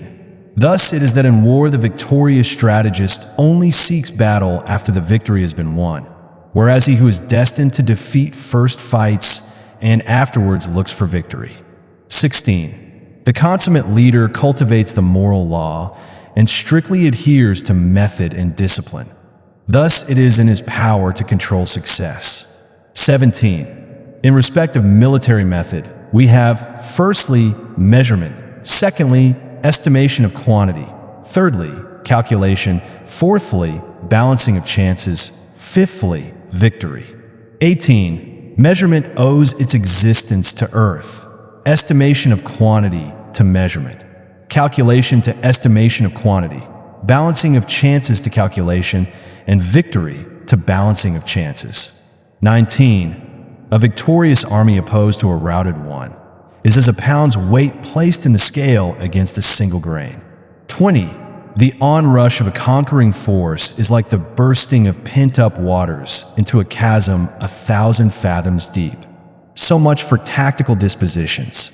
Chapter 5. Energy. 1. Sun Tzu said, "The control of a large force is the same principle as the control of a few men. It is merely a question of dividing up their numbers." 2. Fighting with a large army under your command is nowise different from fighting with a small one. It is merely a question of instituting signs and signals. 3. To ensure that your whole host may withstand the brunt of the enemy's attack and remain unshaken. This is effected by maneuvers direct and indirect. Here, we are told, the march on Lin Chin was Chung, and the surprise maneuver was Qi. Chang Yu gives the following summary of opinions on the words. Military writers do not agree with regard to the meaning of Qi and Chang. Wei Liao Tzu says, direct warfare favors frontal attacks, indirect warfare attacks from the rear. Tsao Kung says, going straight out to join battle is a direct operation. Appearing on the enemy's rear is an indirect maneuver. Li Wei Kung says, in war, to march straight ahead is Chung. Turning movements, on the other hand, are qi. These writers simply regard Chung as Chung, and Qi as Qi. They do not note that the two are mutually interchangeable and run into each other like the two sides of a circle.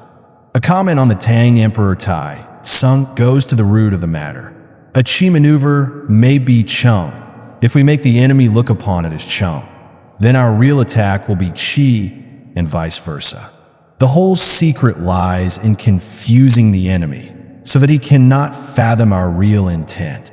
To put it perhaps a little more clearly, any attack or other operation is Chung, on which the enemy has had his attention fixed, whereas that is Qi, which takes him by surprise or comes from an unexpected quarter. If the enemy perceives a movement which is meant to be Qi, it immediately becomes Chung. For that the impact of your army may be like a grindstone dashed against an egg.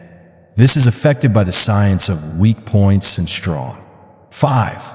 In all fighting, the direct method may be used for joining battle, but indirect methods will be needed in order to secure victory.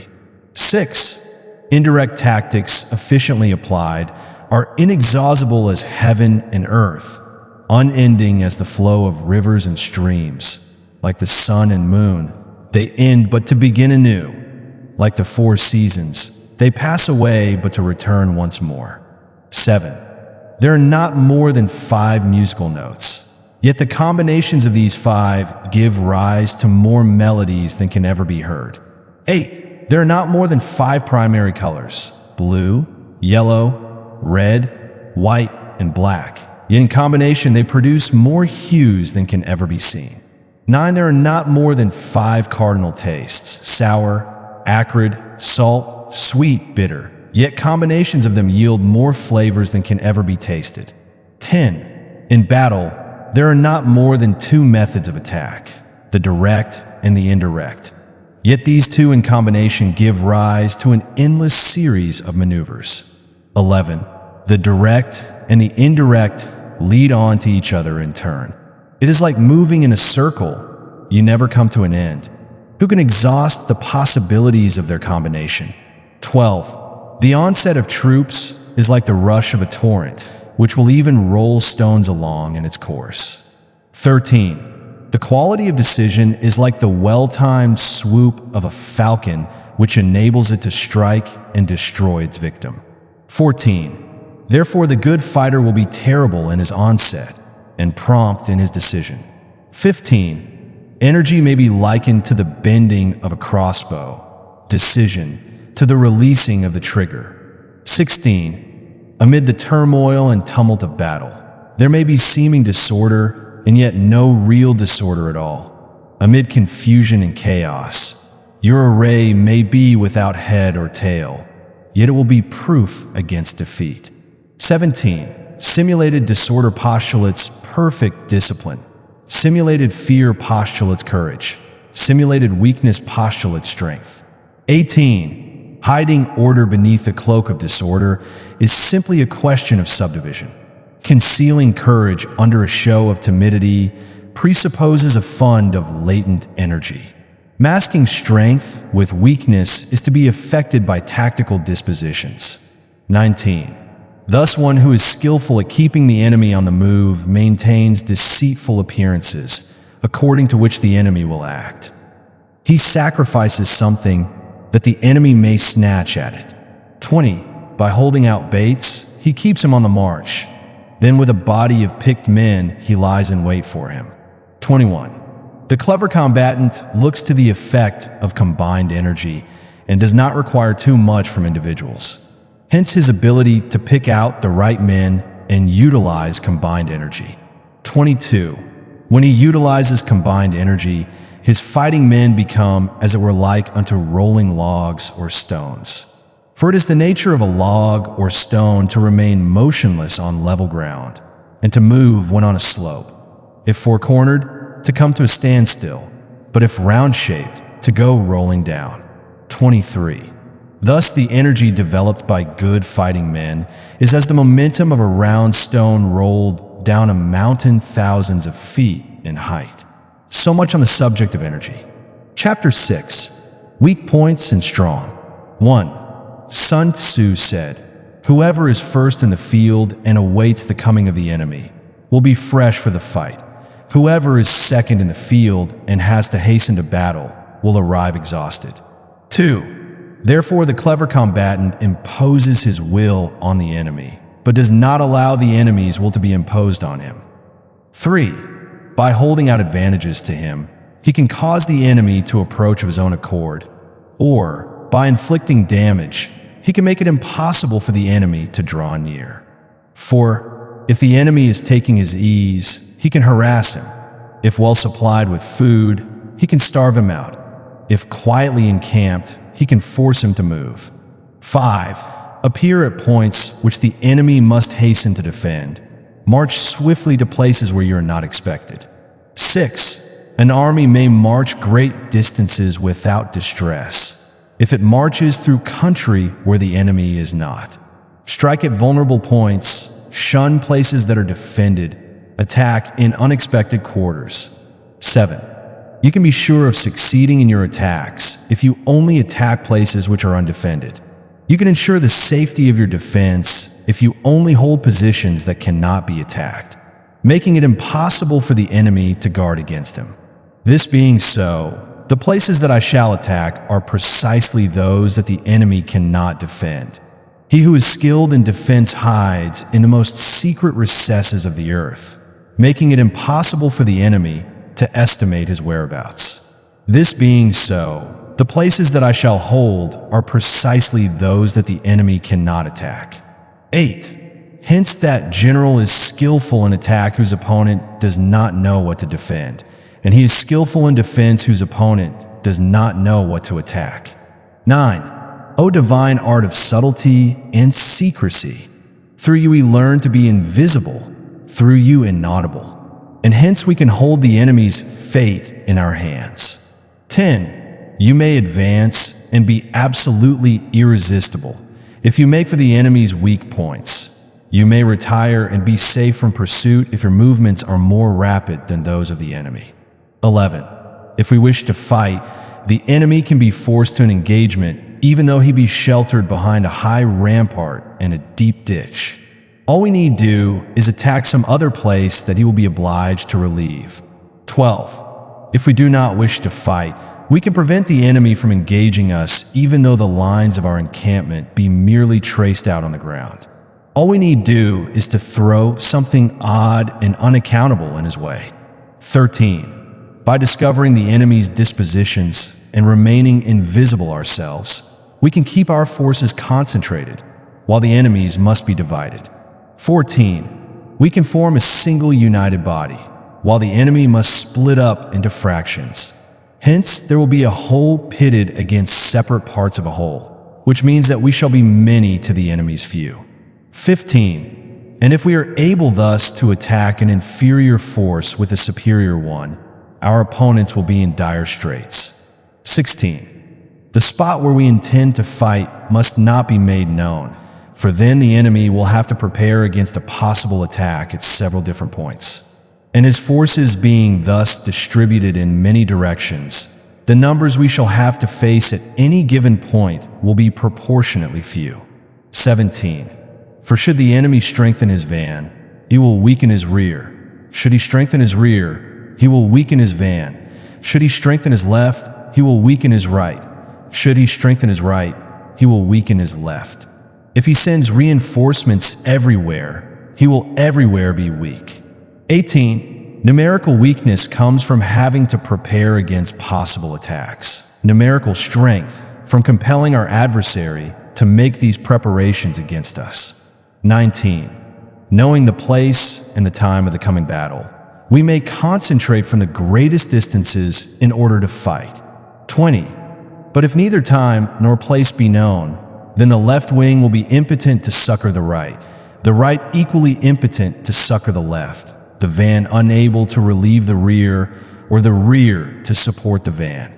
How much more so if the furthest portions of the army are anything under 100 li apart, and even the nearest are separated by several li.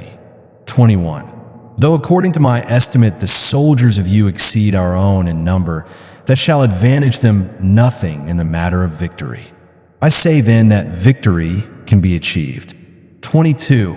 Though the enemy be stronger in numbers, we may prevent him from fighting. Scheme so as to discover his plans and the likelihood of their success. Force him to reveal himself so as to find out his vulnerable spots. 24. Carefully compare the opposing army with your own, so that you may know where strength is superabundant and where it is deficient. 25.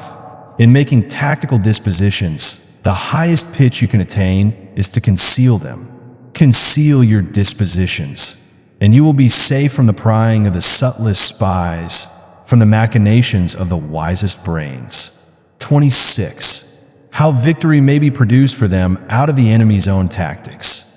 That is what the multitude cannot comprehend. 27. All men can see the tactics whereby I conquer, but what none can see is the strategy out of which victory is evolved. 28. Do not repeat the tactics which have gained you one victory, but let your methods be regulated by the infinite variety of circumstances. 29. Military tactics are like unto water, for water in its natural course runs away from high places and hastens downwards. 30. So in war, the way is to avoid what is strong and to strike at what is weak. 31. Water shapes its course according to the nature of the ground over which it flows. The soldier works out his victory in relation to the foe whom he is facing. 32.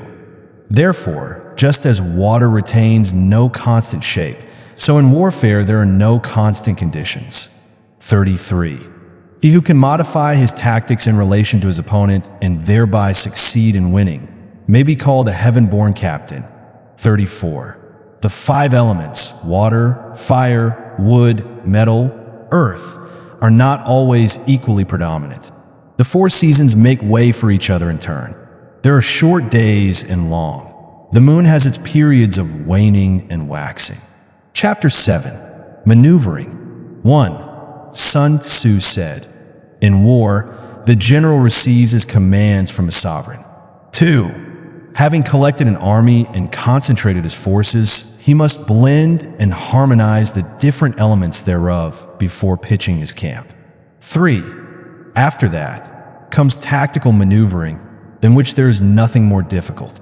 The difficulty of tactical maneuvering consists in turning the devious into the direct and misfortune into gain.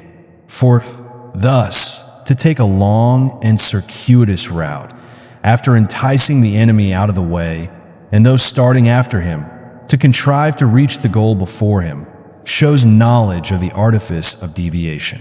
5. Maneuvering with an army is advantageous. With an undisciplined multitude, most dangerous. 6. If you set a fully equipped army in march in order to snatch an advantage, the chances are that you will be too late. On the other hand, to detach a flying column for the purpose involves the sacrifice of its baggage and stores. 7. Thus, if you order your men to roll up their buff coats and make forced marches without halting day or night, covering double the usual distance of stretch, doing 100 li in order to wrest an advantage, the leaders of all your 3 divisions will fall into the hands of the enemy. 13. We are not fit to lead an army on the march unless we are familiar with the face of the country, its mountains and forests, its pitfalls and precipices, its marshes and swamps. 14. We shall be unable to turn natural advantages to account unless we make use of local guides. 15. In war, practice dissimulation and you will succeed. Move only if there is a real advantage to be gained. 16. Whether to concentrate or to divide your troops must be decided by circumstances. 17. Let your rapidity be that of the wind, your compactness that of the forest. 18. In raiding and plundering be like fire, in immovability like a mountain. 19. Let your plans be dark and impenetrable as night, and when you move, fall like a thunderbolt. 20. When you plunder a countryside, let the spoil be divided amongst your men. When you capture new territory, cut it up into allotments for the benefit of the soldiery. 21. Ponder and deliberate before you make a move. 22. He will conquer who has learnt the artifice of deviation, such as the art of maneuvering. 23. The Book of Army Management says, on the field of battle, the spoken word does not carry far enough. Hence the institution of gongs and drums. Nor can ordinary objects be seen clearly enough. Hence the institution of banners and flags. 24. Gongs and drums, banners and flags, are means whereby the ears and eyes of the host may be focused on one particular point. 25. The host thus forming a single united body, is it impossible either for the brave to advance alone, or for the cowardly to retreat alone. This is the art of handling large masses of men. 26. In night fighting, then, make much use of signal fires and drums, and in fighting by day, of flags and banners, as a means of influencing the ears and eyes of your army. 27. A whole army may be robbed of its spirit. A commander-in-chief may be robbed of his presence of mind. 28. Now a soldier's spirit is keenest in the morning. By noonday it has begun to flag, and in the evening his mind is bent only on returning to camp.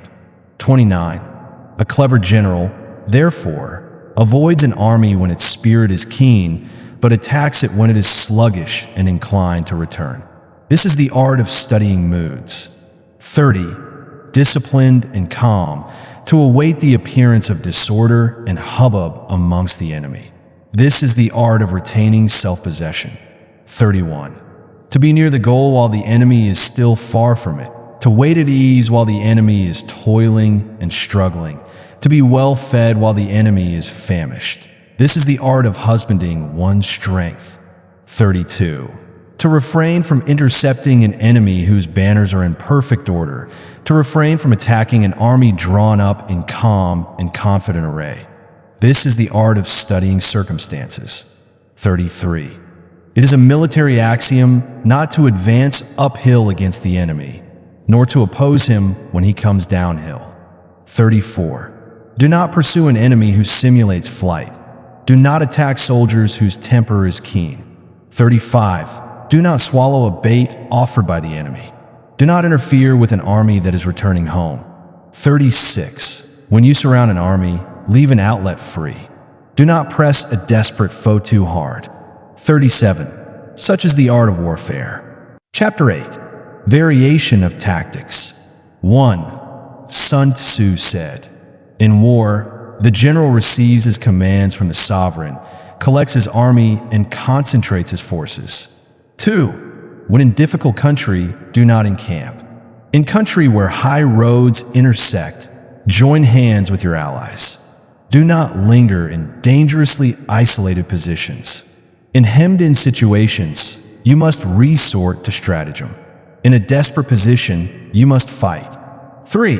There are roads which must not be followed, armies which must be not attacked, towns which must not be besieged, positions which must not be contested, commands of the sovereign which must not be obeyed. 4. The general who thoroughly understands the advantages that accompany variation of tactics knows how to handle his troops. 5. The general who does not understand these may be well acquainted with the configuration of the country, yet he will not be able to turn his knowledge to practical account. 6. So, the student of war who is unversed in the art of war, of varying his plans, even though he be acquainted with the 5 advantages, will fail to make the best use of his men. 7. Hence, in the wise leader's plans, considerations of advantage and of disadvantage will be blended together. 8. If our expectation of advantage be tempered in this way, we may succeed in accomplishing the essential part of our schemes. 9. If, on the other hand, in the midst of difficulties we are always ready to seize an advantage, we may extricate ourselves from misfortune. 10. Reduce the hostile chiefs by inflicting damage on them, and make trouble for them, and keep them constantly engaged. Hold out specious allurements, and make them rush to any given point. 11. The art of war teaches us to rely not on the likelihood of the enemy's not coming, but on our own readiness to receive him. Not on the chance of his not attacking, but rather on the fact that we have made our position unassailable. 12. There are 5 dangerous faults which may affect a general. 1. Recklessness, which leads to destruction. 2. Cowardice, which leads to capture. 3. A hasty temper, which can be provoked by insults. 4. A delicacy of honor, which is sensitive to shame. This need not be taken to mean that a sense of honor is really a defect in a general. What Sun Tzu condemns is rather an exaggerated sensitiveness to slanderous reports, the thin-skinned man who is stung by opprobrium, however undeserved. Yaosikin truly observes, though somewhat paradoxically, the seeker after glory should be careless of public opinion. 5. Over-solicitude for his men, which exposes him to worry and trouble. 13. These are the 5 besetting sins of a general, ruinous to the conduct of war. 14. When an army is overthrown and its leader slain, the cause will surely be found among these 5 dangerous faults. Let them be a subject of meditation. Chapter 9. The Army on the March. 1. Sun Tzu said, "We come now to the question of encamping the army and observing signs of the enemy. Pass quickly over mountains and keep in the neighborhood of valleys. 2. Camp in high places, facing the sun. For when an invading force crosses a river in its onward march, do not advance to meet it in midstream. It will be best to let half the army get across and then deliver your attack. 5. If you're anxious to fight, you should not go to meet the invader near a river which he has to cross. 6. Moor your craft higher up than the enemy and facing the sun. Do not move upstream to meet the enemy." So much for river warfare. 7. In crossing salt marshes, your sole concern should be to get over them quickly, without any delay. 8. If forced to fight in a salt marsh, you should have water and grass near you, and get your back to a clump of trees. So much for operations in salt marshes. 9. In dry, level country, take up an easily accessible position with rising ground to your right and on your rear, so that the danger may be in front and safety lie behind. So much for campaigning in flat country. 10. These are the 4 useful branches of military knowledge, which enabled the Yellow Emperor to vanquish 4 several sovereigns. 11. All armies prefer high ground to low and sunny places to dark. 12. If you are careful of your men and camp on hard ground, the army will be free from disease of every kind, and this will spell victory. 13. When you come to a hill or a bank, occupy the sunny side, with the slope on your right rear. Thus you will at once act for the benefit of your soldiers and utilize the natural advantages of the ground. 14.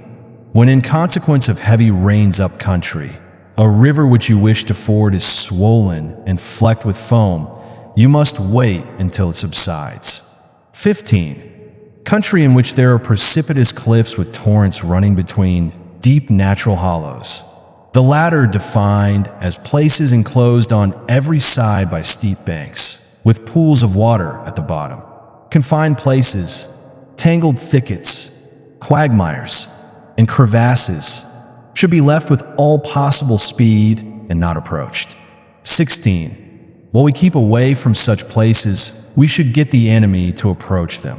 While we face them, we should let the enemy have them on his rear. 17. If in the neighborhood of your camp there should be any hilly country, ponds surrounded by aquatic grass, hollow basins filled with reeds, or woods with thick undergrowth, they must be carefully routed out and searched.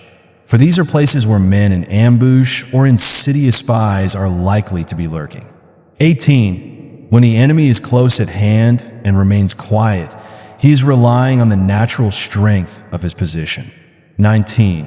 When he keeps aloof and tries to provoke a battle, he is anxious for the other side to advance. 20. If his place of encampment is easy of access, he is tendering a bait. 21. Movement amongst the trees of forest shows that the enemy is advancing. The appearance of a number of screens in the midst of thick grass means that the enemy wants to make us suspicious. 22. The rising of birds in their flight is the sign of an ambuscade. Startled beasts indicate that a sudden attack is coming. 23. When there is dust rising in a high column, it is the sign of chariots advancing. When the dust is low, but spread over a wide area, it betokens the approach of infantry. When it branches out in different directions, it shows that parties have been sent to collect firewood. A few clouds of dust moving to and fro signify that the army is encamping. 24. Humble words and increased preparations are signs that the enemy is about to advance. Violent language and driving forward as if to the attack are signs that he will retreat. 25. When the light chariots come out first and take up a position on the wings, it is a sign that the enemy is forming for battle. 26. Peace proposals unaccompanied by a sworn covenant indicate a plot. 27. When there is much running about, and the soldiers fall into rank, it means that the critical moment has come. 28. When some are seen advancing and some retreating, is a lure. 29. When the soldiers stand leaning on their spears, they are faint from want of food. 30. If those who are sent to draw water begin by drinking themselves, the army is suffering from thirst. 31.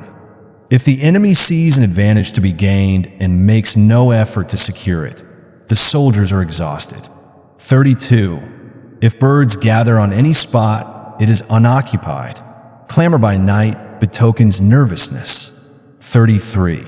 If there is disturbance in the camp, the general's authority is weak. If the banners and flags are shifted about, sedition is afoot. If the officers are angry, it means that the men are weary.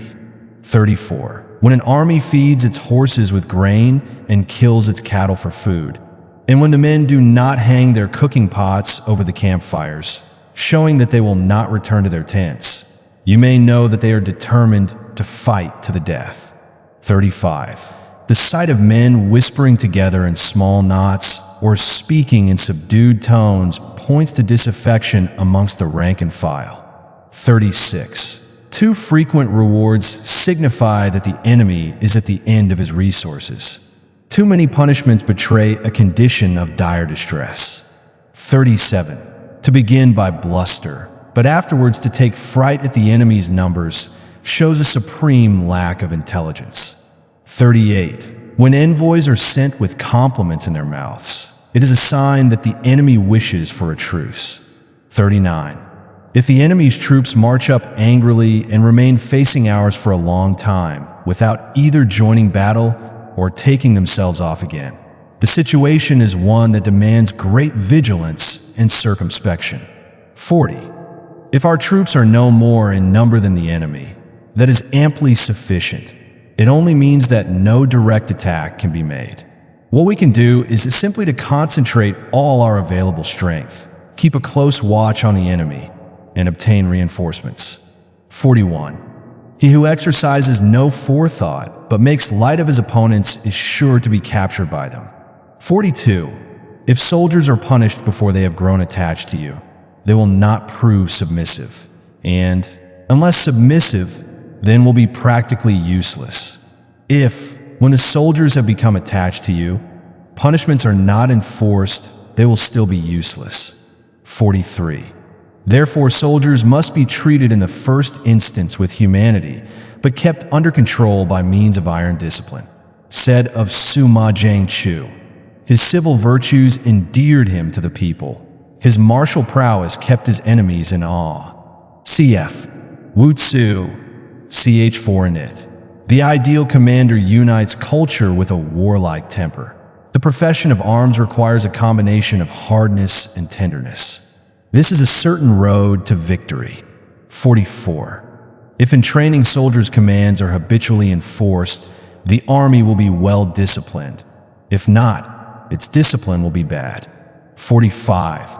If a general shows confidence in his men, but always insists on his orders being obeyed, the game will be mutual. Chapter 10, Terrain. 1. Sun Tzu said, "We may distinguish 6 kinds of terrain, to wit, 1. Accessible ground. 2. Entangling ground. 3. Temporizing ground. 4. Narrow passes. 5. Precipitous heights. 6. Positions at a great distance from the enemy. 2. Ground which can be freely traversed by both sides is called accessible. 3. With regard to ground of this nature, be before the enemy in occupying the raised and sunny spots, and carefully guard your line of supplies." We could wish that Sun Tzu had done more than skirt the edge of this important subject here in an eye. Section 10.7. Section 11. Colonel Henderson says, "The line of supply may be said to be as vital to the existence of an army as the heart to the life of a human being.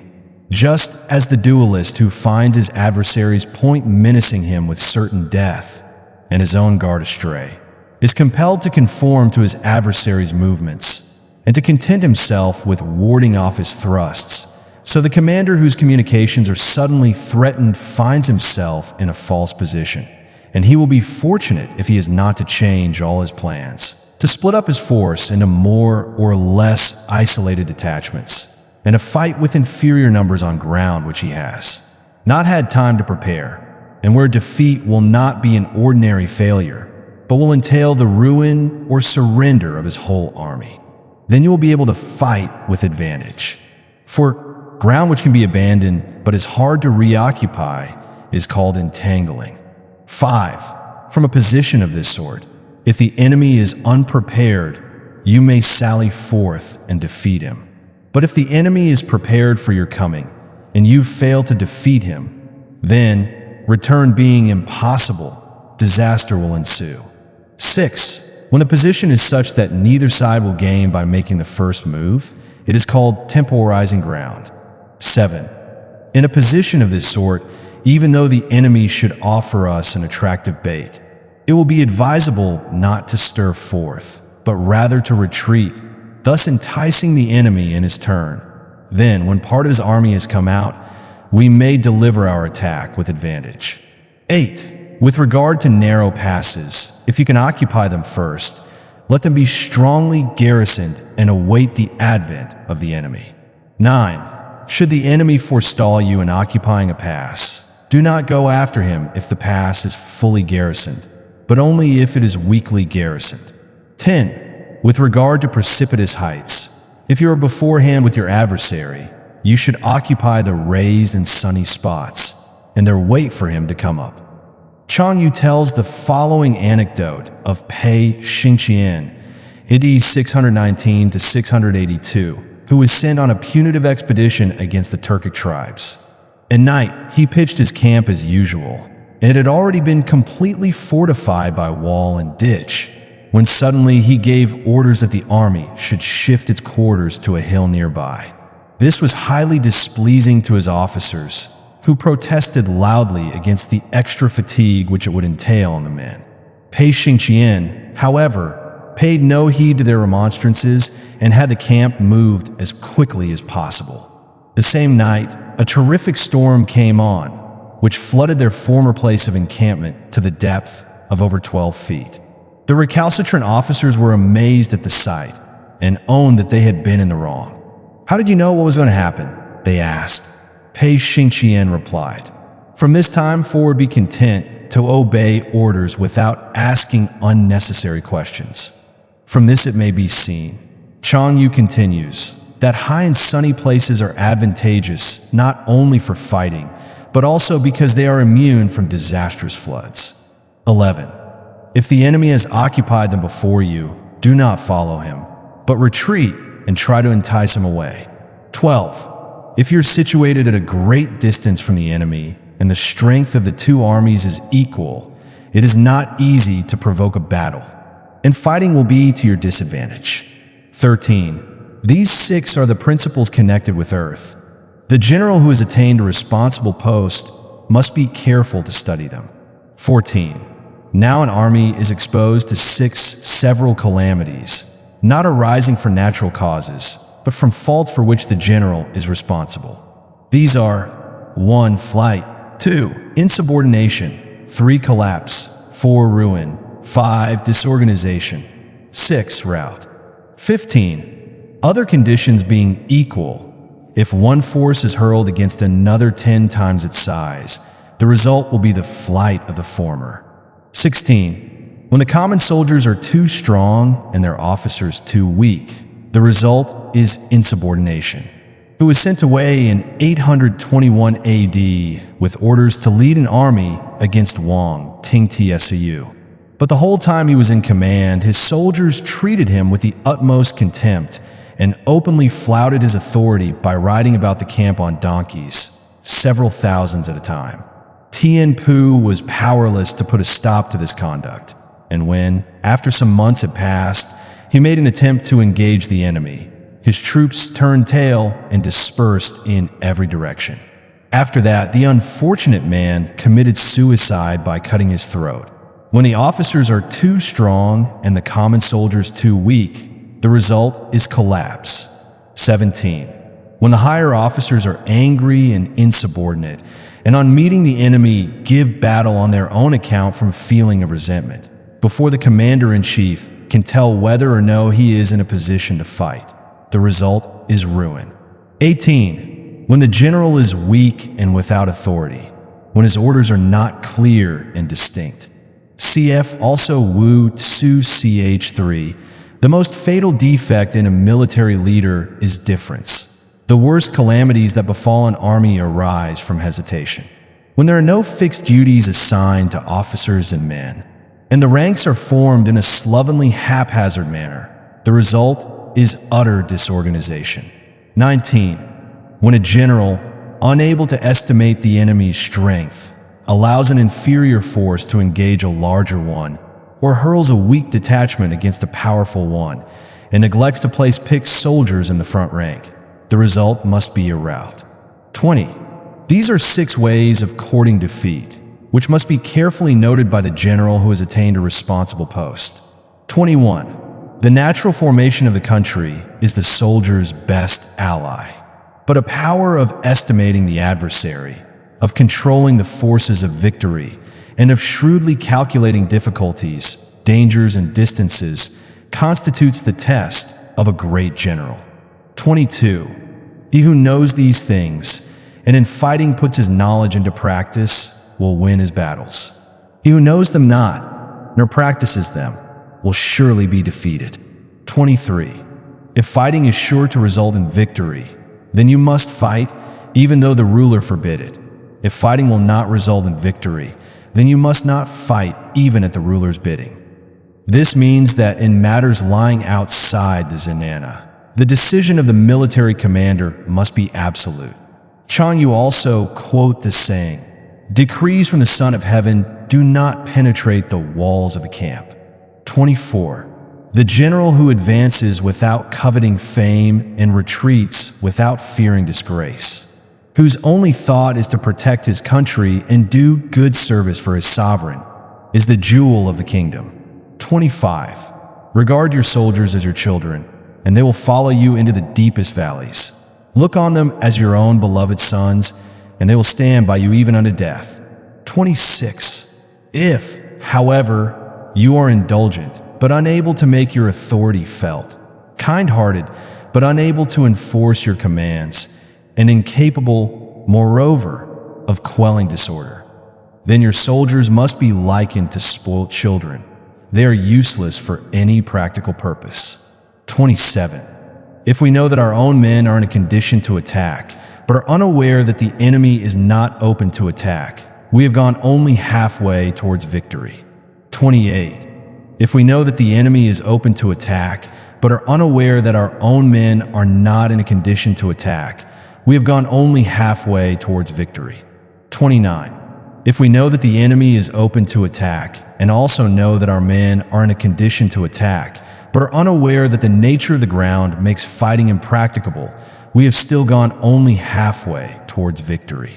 30. Hence the experienced soldier, once in motion, is never bewildered. Once he has broken camp, he is never at a loss. 31. Hence the saying, if you know the enemy and know yourself, your victory will not stand in doubt.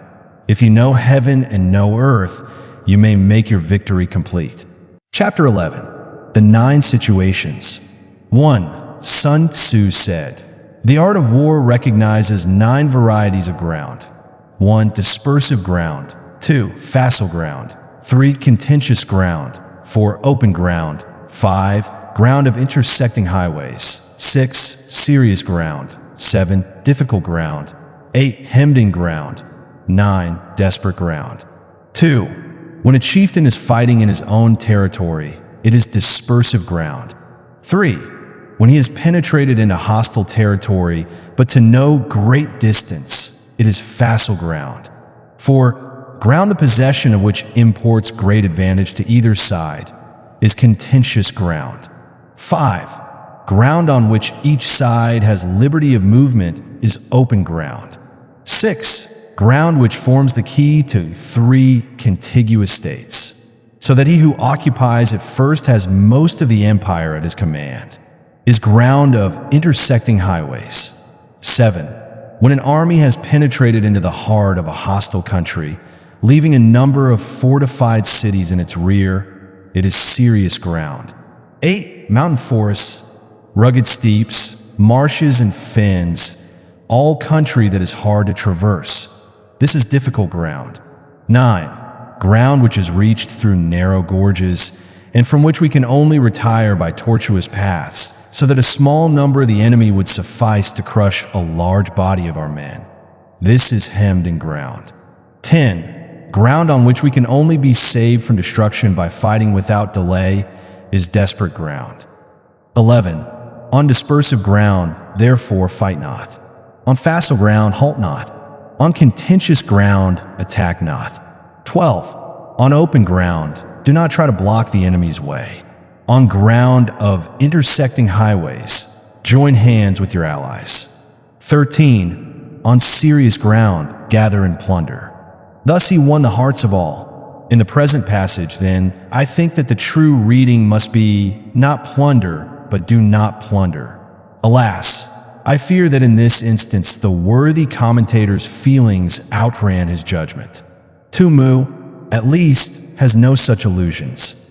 He says, when encamped on serious ground, there being no inducement as yet to advance further and no possibility of retreat, one ought to take measures for a protracted resistance by bringing in provisions from all sides and keep a close watch on the enemy.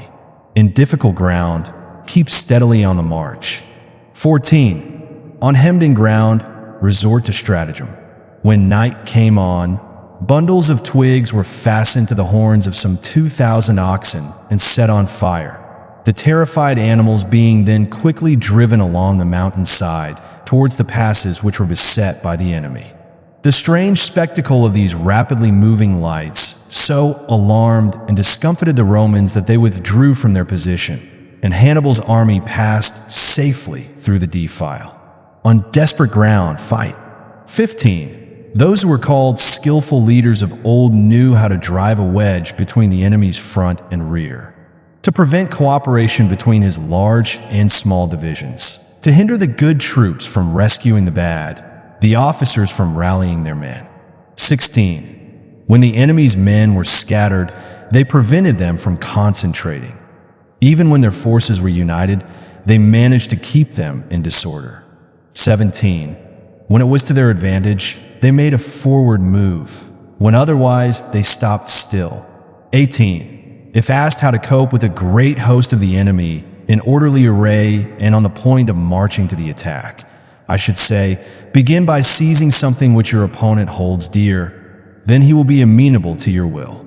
By boldly seizing the initiative in this way, you at once throw the other side on the defensive. 19. Rapidity is the essence of war. In 621 AD, Li Qing was sent from Keichou in Su Sichuan to reduce the successful rebel Xiao Xin, who had set up as emperor at the modern Qingzhou Fu in Hupa. It was autumn, and the Yangtze, being then in flood, Xiao Xin never dreamt that his adversary would venture to come down through the gorges, and consequently made no preparations.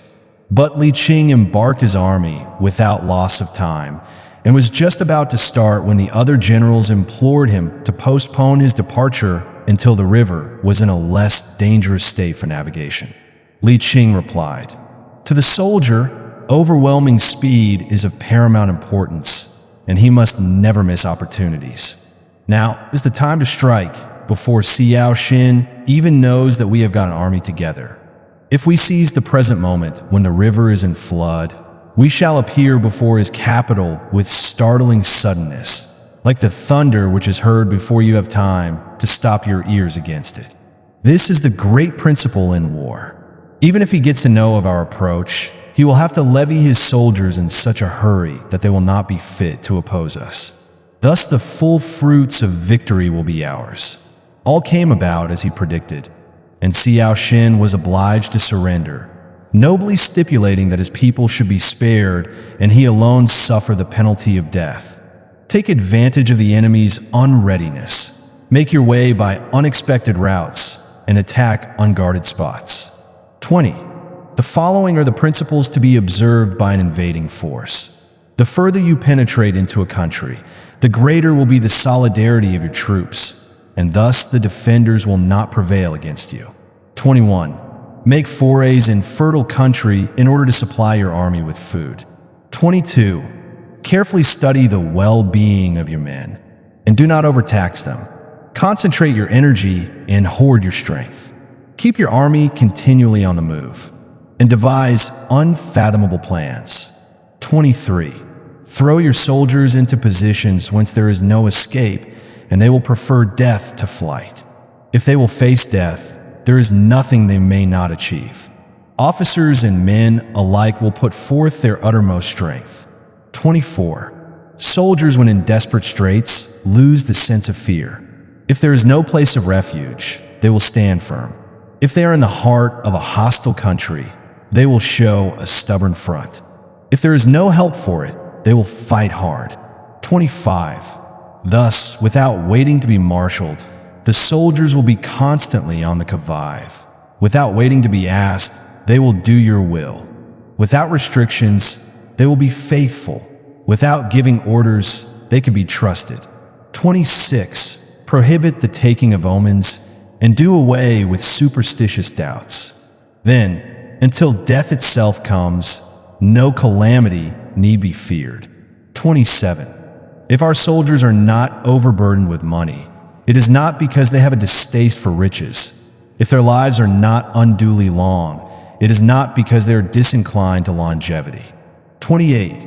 On the day they are ordered out to battle, your soldiers may weep, those sitting up bedewing their garments, and those lying down letting the tears run down their cheeks. But let them once be brought to bay, and they will display the courage of a Chu or a K. 29. The skillful tactician may be likened to the Shuaijian. Now the Shuaijian is a snake that is found in the Chang Mountains. Strike at its head, and you will be attacked by its tail. Strike at its tail, and you will be attacked by its head. Strike at its middle, and you will be attacked by head and tail both. 30. Asked if an army can be made to imitate the Shuaijian.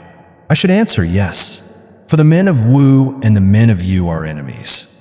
Yet if they are crossing a river in the same boat and are caught by a storm, they will come to each other's assistance just as the left hand helps the right. 31. Hence it is not enough to put one's trust in the tethering of horses and the burying of chariot wheels in the ground. It is not enough, says Sun Tzu, to render flight impossible by such mechanical means. You will not succeed unless your men have tenacity and unity of purpose, and, above all, a spirit of sympathetic cooperation. This is the lesson which can be learned from a Shuaijian. 32. The principle on which to manage an army is to set up one standard of courage which all must reach. As though one, if the ideal army is to form a single organic whole, then it follows that the resolution and spirit of its component parts must be of the same quality, or at any rate must not fall below a certain standard.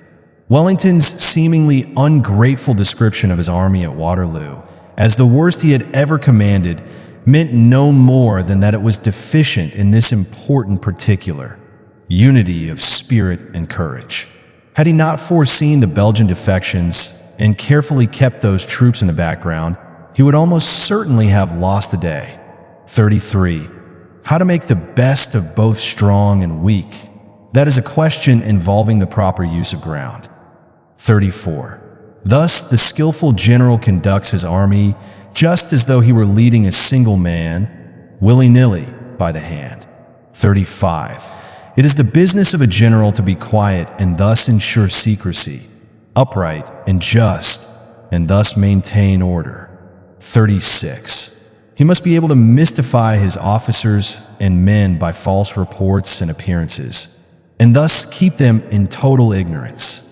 In the year 88 AD, as we read in ch. 47 of the Ho-Han Shu, Pan Chao took the field with 25,000 men from Khotan and other Central Asian states with the object of crushing Yarkand.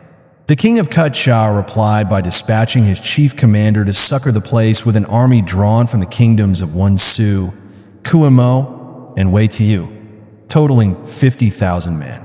Pan Chao summoned his officers and also the king of Khotan to a council of war and said, "Our forces are now outnumbered and unable to make head against the enemy.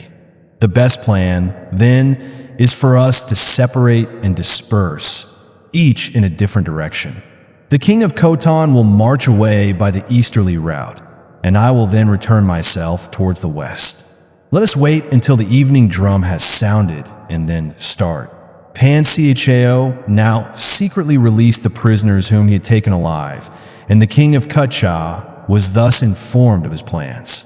Much elated by the news, the latter set off at once at the head of 10,000 horsemen to bar Pan Chao's retreat in the west, while the king of Sun Tzu rode eastward with 8,000 horse in order to intercept the king of Khotan. As soon as Pan Chao knew that the two chieftains had gone, he called his divisions together, got them well in hand, and at cockcrow hurled them against the army of Yarkand as it lay encamped. The barbarians, panic-stricken, fled in confusion and were closely pursued by Pan Chao. Over 5,000 heads were brought back as trophies, besides immense spoils in the shape of horses and cattle and valuables of every description. Yarkand, then capitulating, Kutcha and the other kingdoms drew off their respective forces. From that time forward, Pan Chao's prestige completely overawed the countries of the West. In this case, we see that the Chinese general not only kept his own officers in ignorance of his real plans, but actually took the bold step of dividing his army in order to deceive the enemy. 37. By altering his arrangements and changing his plans, he keeps the enemy without definite knowledge. By shifting his camp and taking circuitous routes, he prevents the enemy from anticipating his purpose. 38. At the critical moment, the leader of an army acts like one who has climbed up a height and then kicks away the ladder behind him. He carries his men deep into hostile territory before he shows his hand. 39. He burns his boats and breaks his cooking pots. Like a shepherd driving a flock of sheep, he drives his men this way and that, and none knows whither he is going. 40. To muster his host and bring it into danger. This may be termed the business of the general. 41. The different measures suited to the 9 varieties of ground, the expediency of aggressive or defensive tactics, and the fundamental laws of human nature. These are things that must most certainly be studied. 42. When invading hostile territory, the general principle is that penetrating deeply brings cohesion. Penetrating but a short way means dispersion. 43. When you leave your own country behind and take your army across neighborhood territory, you find yourself on critical ground. When there are means of communication on all 4 sides, the ground is one of intersecting highways. 44. When you penetrate deeply into a country, it is serious ground. When you penetrate but a little way, it is facile ground. 45. When you have the enemy's strongholds on your rear and narrow passes in front, it is hemmed in ground. When there is no place of refuge at all, it is desperate ground. 46. Therefore, on dispersive ground, I would inspire my men with unity of purpose. On facile ground, I would see that there is close connection between all parts of my army. 47. On contentious ground, I would hurry on my rear. 48. On open ground, I would keep a vigilant eye on my defenses. On ground of intersecting highways, I would consolidate my alliances. 49. On serious ground, I would try to ensure a continuous stream of supplies. On difficult ground, I would keep pushing on along the road. 50. On hemmed-in ground, I would block any way of retreat. On desperate ground, I would proclaim to my soldiers the hopelessness of saving their lives. 2U says, burn your baggage and impedimenta, throw away your stores and provisions, choke up the wells, destroy your cooking stoves, and make it plain to your men that they cannot survive, but must fight to the death. Mei Yao Chen says, the only chance of life lies in giving up all hope of it. This concludes what Sun Tzu has to say about grounds and the variations corresponding to them. Reviewing the passages which bear on this important subject, we cannot fail to be struck by the desultory and unmethodical fashion in which it is treated. Sun Tzu begins abruptly in 8. Section 2 to enumerate variations before touching on grounds at all, but only mentions 5, namely numbers 7, 5, 8, and 9 of the subsequent list, and 1 that is not included in it. A few varieties of ground are dealt with in the earlier portion of Chap 9 and then Chap X sets forth 6 new grounds, with 6 variations of plan to match. None of these is mentioned again, though the first is hardly to be distinguished from ground number 4 in the next chapter. At last, in Chap 11, we come to the 9 grounds par excellence, immediately followed by the variations. This takes us down to section 14. In sections 43 through 45, fresh definitions are provided for numbers 5, 6, 2, 8, and 9 in the order given, as well as for the 10th ground noticed in Chap 8. And finally, the 9 variations are enumerated once more from beginning to end, all, with the exception of 5, 6, and 7, being different from those previously given. Though it is impossible to account for the present state of Sun Tzu's text, a few suggestive facts may be brought into prominence. 1. Chap 8, according to the title, should deal with 9 variations, whereas only 5 appear. 2. It is an abnormally short chapter. 3. Chap 11 is entitled the 9 grounds. Several of these are defined twice over, besides which there are 2 distinct lists of the corresponding variations. 4. The length of the chapter is disproportionate, being double that of any other except 9. I do not propose to draw any inferences from these facts, beyond the general conclusion that Sun Tzu's work cannot have come down to us in the shape in which it left his hands. Chap 8 is obviously defective and probably out of place, while 11 seems to contain matter that has either been added by a later hand or ought to appear elsewhere. 51. For it is the soldier's disposition to offer an obstinate resistance when surrounded, to fight hard when he cannot help himself, and to obey promptly when he has fallen into danger. 52. We cannot enter into alliance with neighboring princes until we are acquainted with their designs. We are not fit to lead an army on the march unless we are familiar with the face of the country, its mountains and forests, its pitfalls and precipices, its marshes and swamps. We shall be unable to turn natural advantages to account unless we make use of local guides. 53. To be ignorant of any one of the following 4 or 5 principles does not befit a warlike prince. 54. When a warlike prince attacks a powerful state, his generalship shows itself in preventing the concentration of the enemy's forces. He overawes his opponents, and their allies are prevented from joining against him. 55. Hence he does not strive to ally himself with all and sundry, nor does he foster the power of other states. He carries out his own secret designs, keeping his antagonists in awe. Thus he is able to capture their cities and overthrow their kingdoms. 56. Bestow rewards without regard to rule. Issue orders without regard to previous arrangements, and you will be able to handle a whole army as though you had to do with but a single man. 57. Confront your soldiers with the deed itself. Never let them know your design. When the outlook is bright, bring it before their eyes, but tell them nothing when the situation is gloomy. 58. Place your army in deadly peril, and it will survive. Plunge it into desperate straits, and it will come off in safety. You, on the contrary, ordered us to draw up our troops with the river at our back. Under these conditions, how did you manage to gain the victory?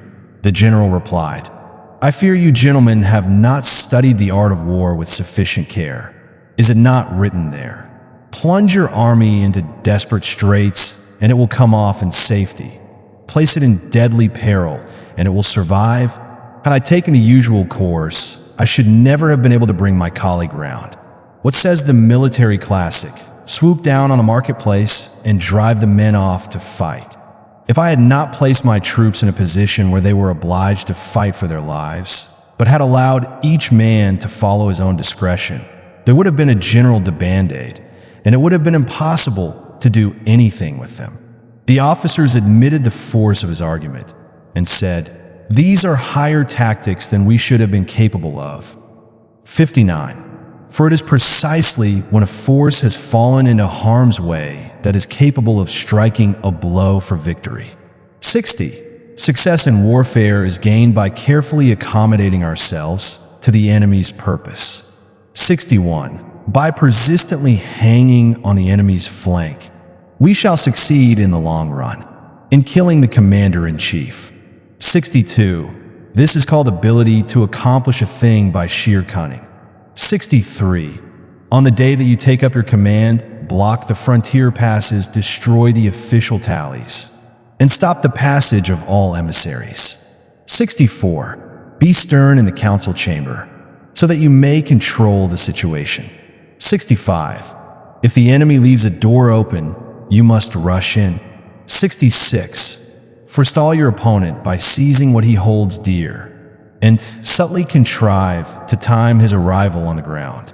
67. Walk in the path defined by rule, and accommodate yourself to the enemy until you can fight a decisive battle. 68. At first, then, exhibit the coyness of a maiden until the enemy gives you an opening. Afterwards, emulate the rapidity of a running hare, and it will be too late for the enemy to oppose you. Chapter 12. The attack by fire. 1. Sun Tzu said, there are 5 ways of attacking with fire. The first is to burn soldiers in their camp. Found himself placed in extreme peril by the unexpected arrival of an envoy from the Sun Tzu. In consultation with his officers, he exclaimed, never venture, never win. The only course open to us now is to make an assault by fire on the barbarians under cover of night, when they will not be able to discern our numbers. Profiting by their panic, we shall exterminate them completely. This will cool the king's courage and cover us with glory, besides ensuring the success of our mission. The officers all replied that it would be necessary to discuss the matter first with the intendant. Pan Cao then fell into a passion. It is today, he cried, that our fortunes must be decided. The intendant is only a humdrum civilian, who on hearing of our project will certainly be afraid, and everything will be brought to light. An inglorious death is no worthy fate for valiant warriors. All then agreed to do as he wished. Accordingly, as soon as night came on, he and his little band quickly made their way to the barbarian camp. A strong gale was blowing at the time. Pan Cao ordered 10 of the party to take drums and hide behind the enemy's barracks, it being arranged that when they saw flames shoot up, they should begin drumming and yelling with all their might. The rest of his men, armed with bows and crossbows, he posted an ambuscade at the gate of the camp. He then set fire to the place from the windward side, whereupon a deafening noise of drums and shouting arose on the front and rear of the Sun Tzu, who rushed out pell-mell in frantic disorder. Pan Cao slew 3 of them with his own hand, while his companions cut off the heads of the envoy and 30 of his suite. The remainder, more than 100 in all, perished in the flames.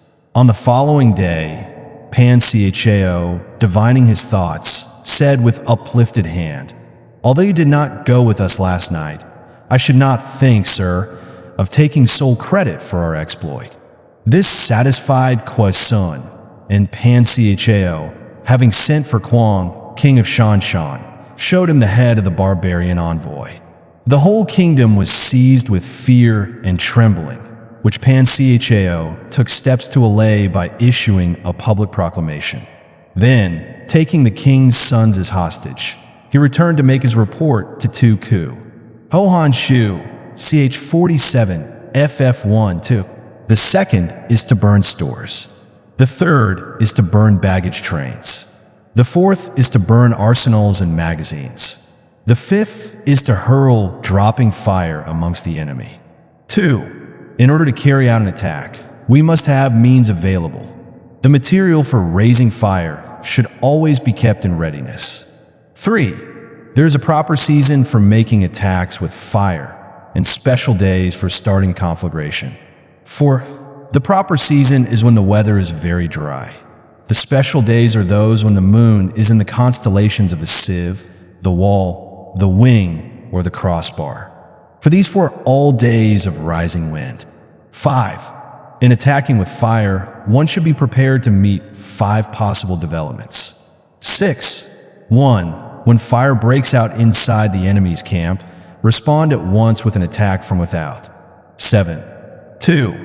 If there is an outbreak of fire, but the enemy's soldiers remain quiet, bide your time and do not attack. 8. 3. When the force of the flames has reached its height, follow it up with an attack, if that is practicable. If not, stay where you are. 9. 4. If it is possible to make an assault with fire from without, do not wait for it to break out within, but deliver your attack at a favorable moment. Now the rebels have pitched their camp in the midst of thick grass, which will easily burn when the wind blows. If we set fire to it at night, they will be thrown into a panic, and we can make a sortie and attack them on all sides at once, thus emulating the achievement of Tien Tan. That same evening, a strong breeze sprang up. So Huang Fu Sung instructed his soldiers to bind reeds together into torches and mount guard on the city walls, after which he sent out a band of daring men, who stealthily made their way through the lines and started the fire with loud shouts and yells. Simultaneously, a glare of light shot up from the city walls, and Huang Fu Sung, sounding his drums, led a rapid charge, which threw the rebels into confusion and put them to headlong flight. 10. 5. When you start a fire, be to windward of it. Do not attack from the leeward. 11. A wind that rises in the daytime lasts long, but a night breeze soon falls. 12. In every army, the 5 developments connected with fire must be known, the movements of the stars calculated, and a watch kept for the proper days. 13. Hence those who use fire as an aid to the attack show intelligence. Those who use water as an aid to the attack gain an accession of strength. 14. By means of water, an enemy may be intercepted, but not robbed of all his belongings. 15. Unhappy is the fate of one who tries to win his battles and succeed in his attacks without cultivating the spirit of enterprise, for the result is waste of time and general stagnation. 16. Hence the saying, the enlightened ruler lays his plans well ahead. The good general cultivates his resources. 17. Move not unless you see an advantage. Use not your troops unless there is something to be gained. Fight not unless the position is critical. 18. No ruler should put troops into the field merely to gratify his own spleen. No general should fight a battle simply out of pique. 19. If it is to your advantage, make a forward move. If not, stay where you are. 20. Anger may in time change to gladness. Vexation may be succeeded by content. 21. But a kingdom that has once been destroyed can never come again into being, nor can the dead ever be brought back to life. 22. Hence the enlightened ruler is heedful, and the good general full of caution. This is the way to keep a country at peace and an army intact. Chapter 13. The use of spies. 1. Sun Tzu said, "Raising a host of 100,000 men and marching them great distances entails heavy loss on the people and a drain on the resources of the state. The daily expenditure will amount to 1,000 ounces of silver. There will be commotion at home and abroad, and men will drop down exhausted on the highways. As many as 700,000 families will be impeded in their labor. In time of war, one of the families had to serve in the army, while the other 7 contributed to its support. Thus, by a levy of 100,000 men, reckoning one able-bodied soldier to each family, the husbandry of 700,000 families would be affected. 2. Hostile armies may face each other for years, striving for the victory, which is decided in a single day. This being so, to remain in ignorance of the enemy's condition simply because one grudges the outlay of 100 ounces of silver in honors and emoluments is the height of inhumanity. 3. One who acts thus is no leader of men, no present help to his sovereign, no master of victory. Character for prowess is made up of to stay and a spear cessation of hostilities. Military prowess is seen in the repression of cruelty, the calling in of weapons, the preservation of the appointment of heaven, the firm establishment of merit, the bestowal of happiness on the people, putting harmony between the princes, the diffusion of wealth. For thus, what enables the wise sovereign and the good general to strike and conquer and achieve things beyond the reach of ordinary men is foreknowledge. 5. Now this foreknowledge cannot be elicited from spirits. It cannot be obtained inductively from experience, cannot be gained by reasoning from other analogous cases, nor by any deductive calculation. 6. Knowledge of the enemy's dispositions can only be obtained from other men. 7. Hence the use of spies, of whom there are 5 classes. 1. Local spies. 2. Inward spies. 3. Converted spies. 4. Doomed spies. 5. Surviving spies. 8. When these 5 kinds of spy are all at work, none can discover the secret system. This is called divine manipulation of the threads. It is the sovereign's most precious faculty. 9. Having local spies means employing the services of the inhabitants of a district. 10. Having inward spies, making use of officials of the enemy. 11. Having converted spies, getting hold of the enemy's spies and using them for our own purposes. 12. Having doomed spies, doing certain things openly for purposes of deception and allowing our own spies to know of them and report them to the enemy.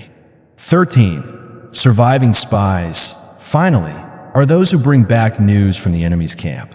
Sent Tashi Wu to spy upon the enemy.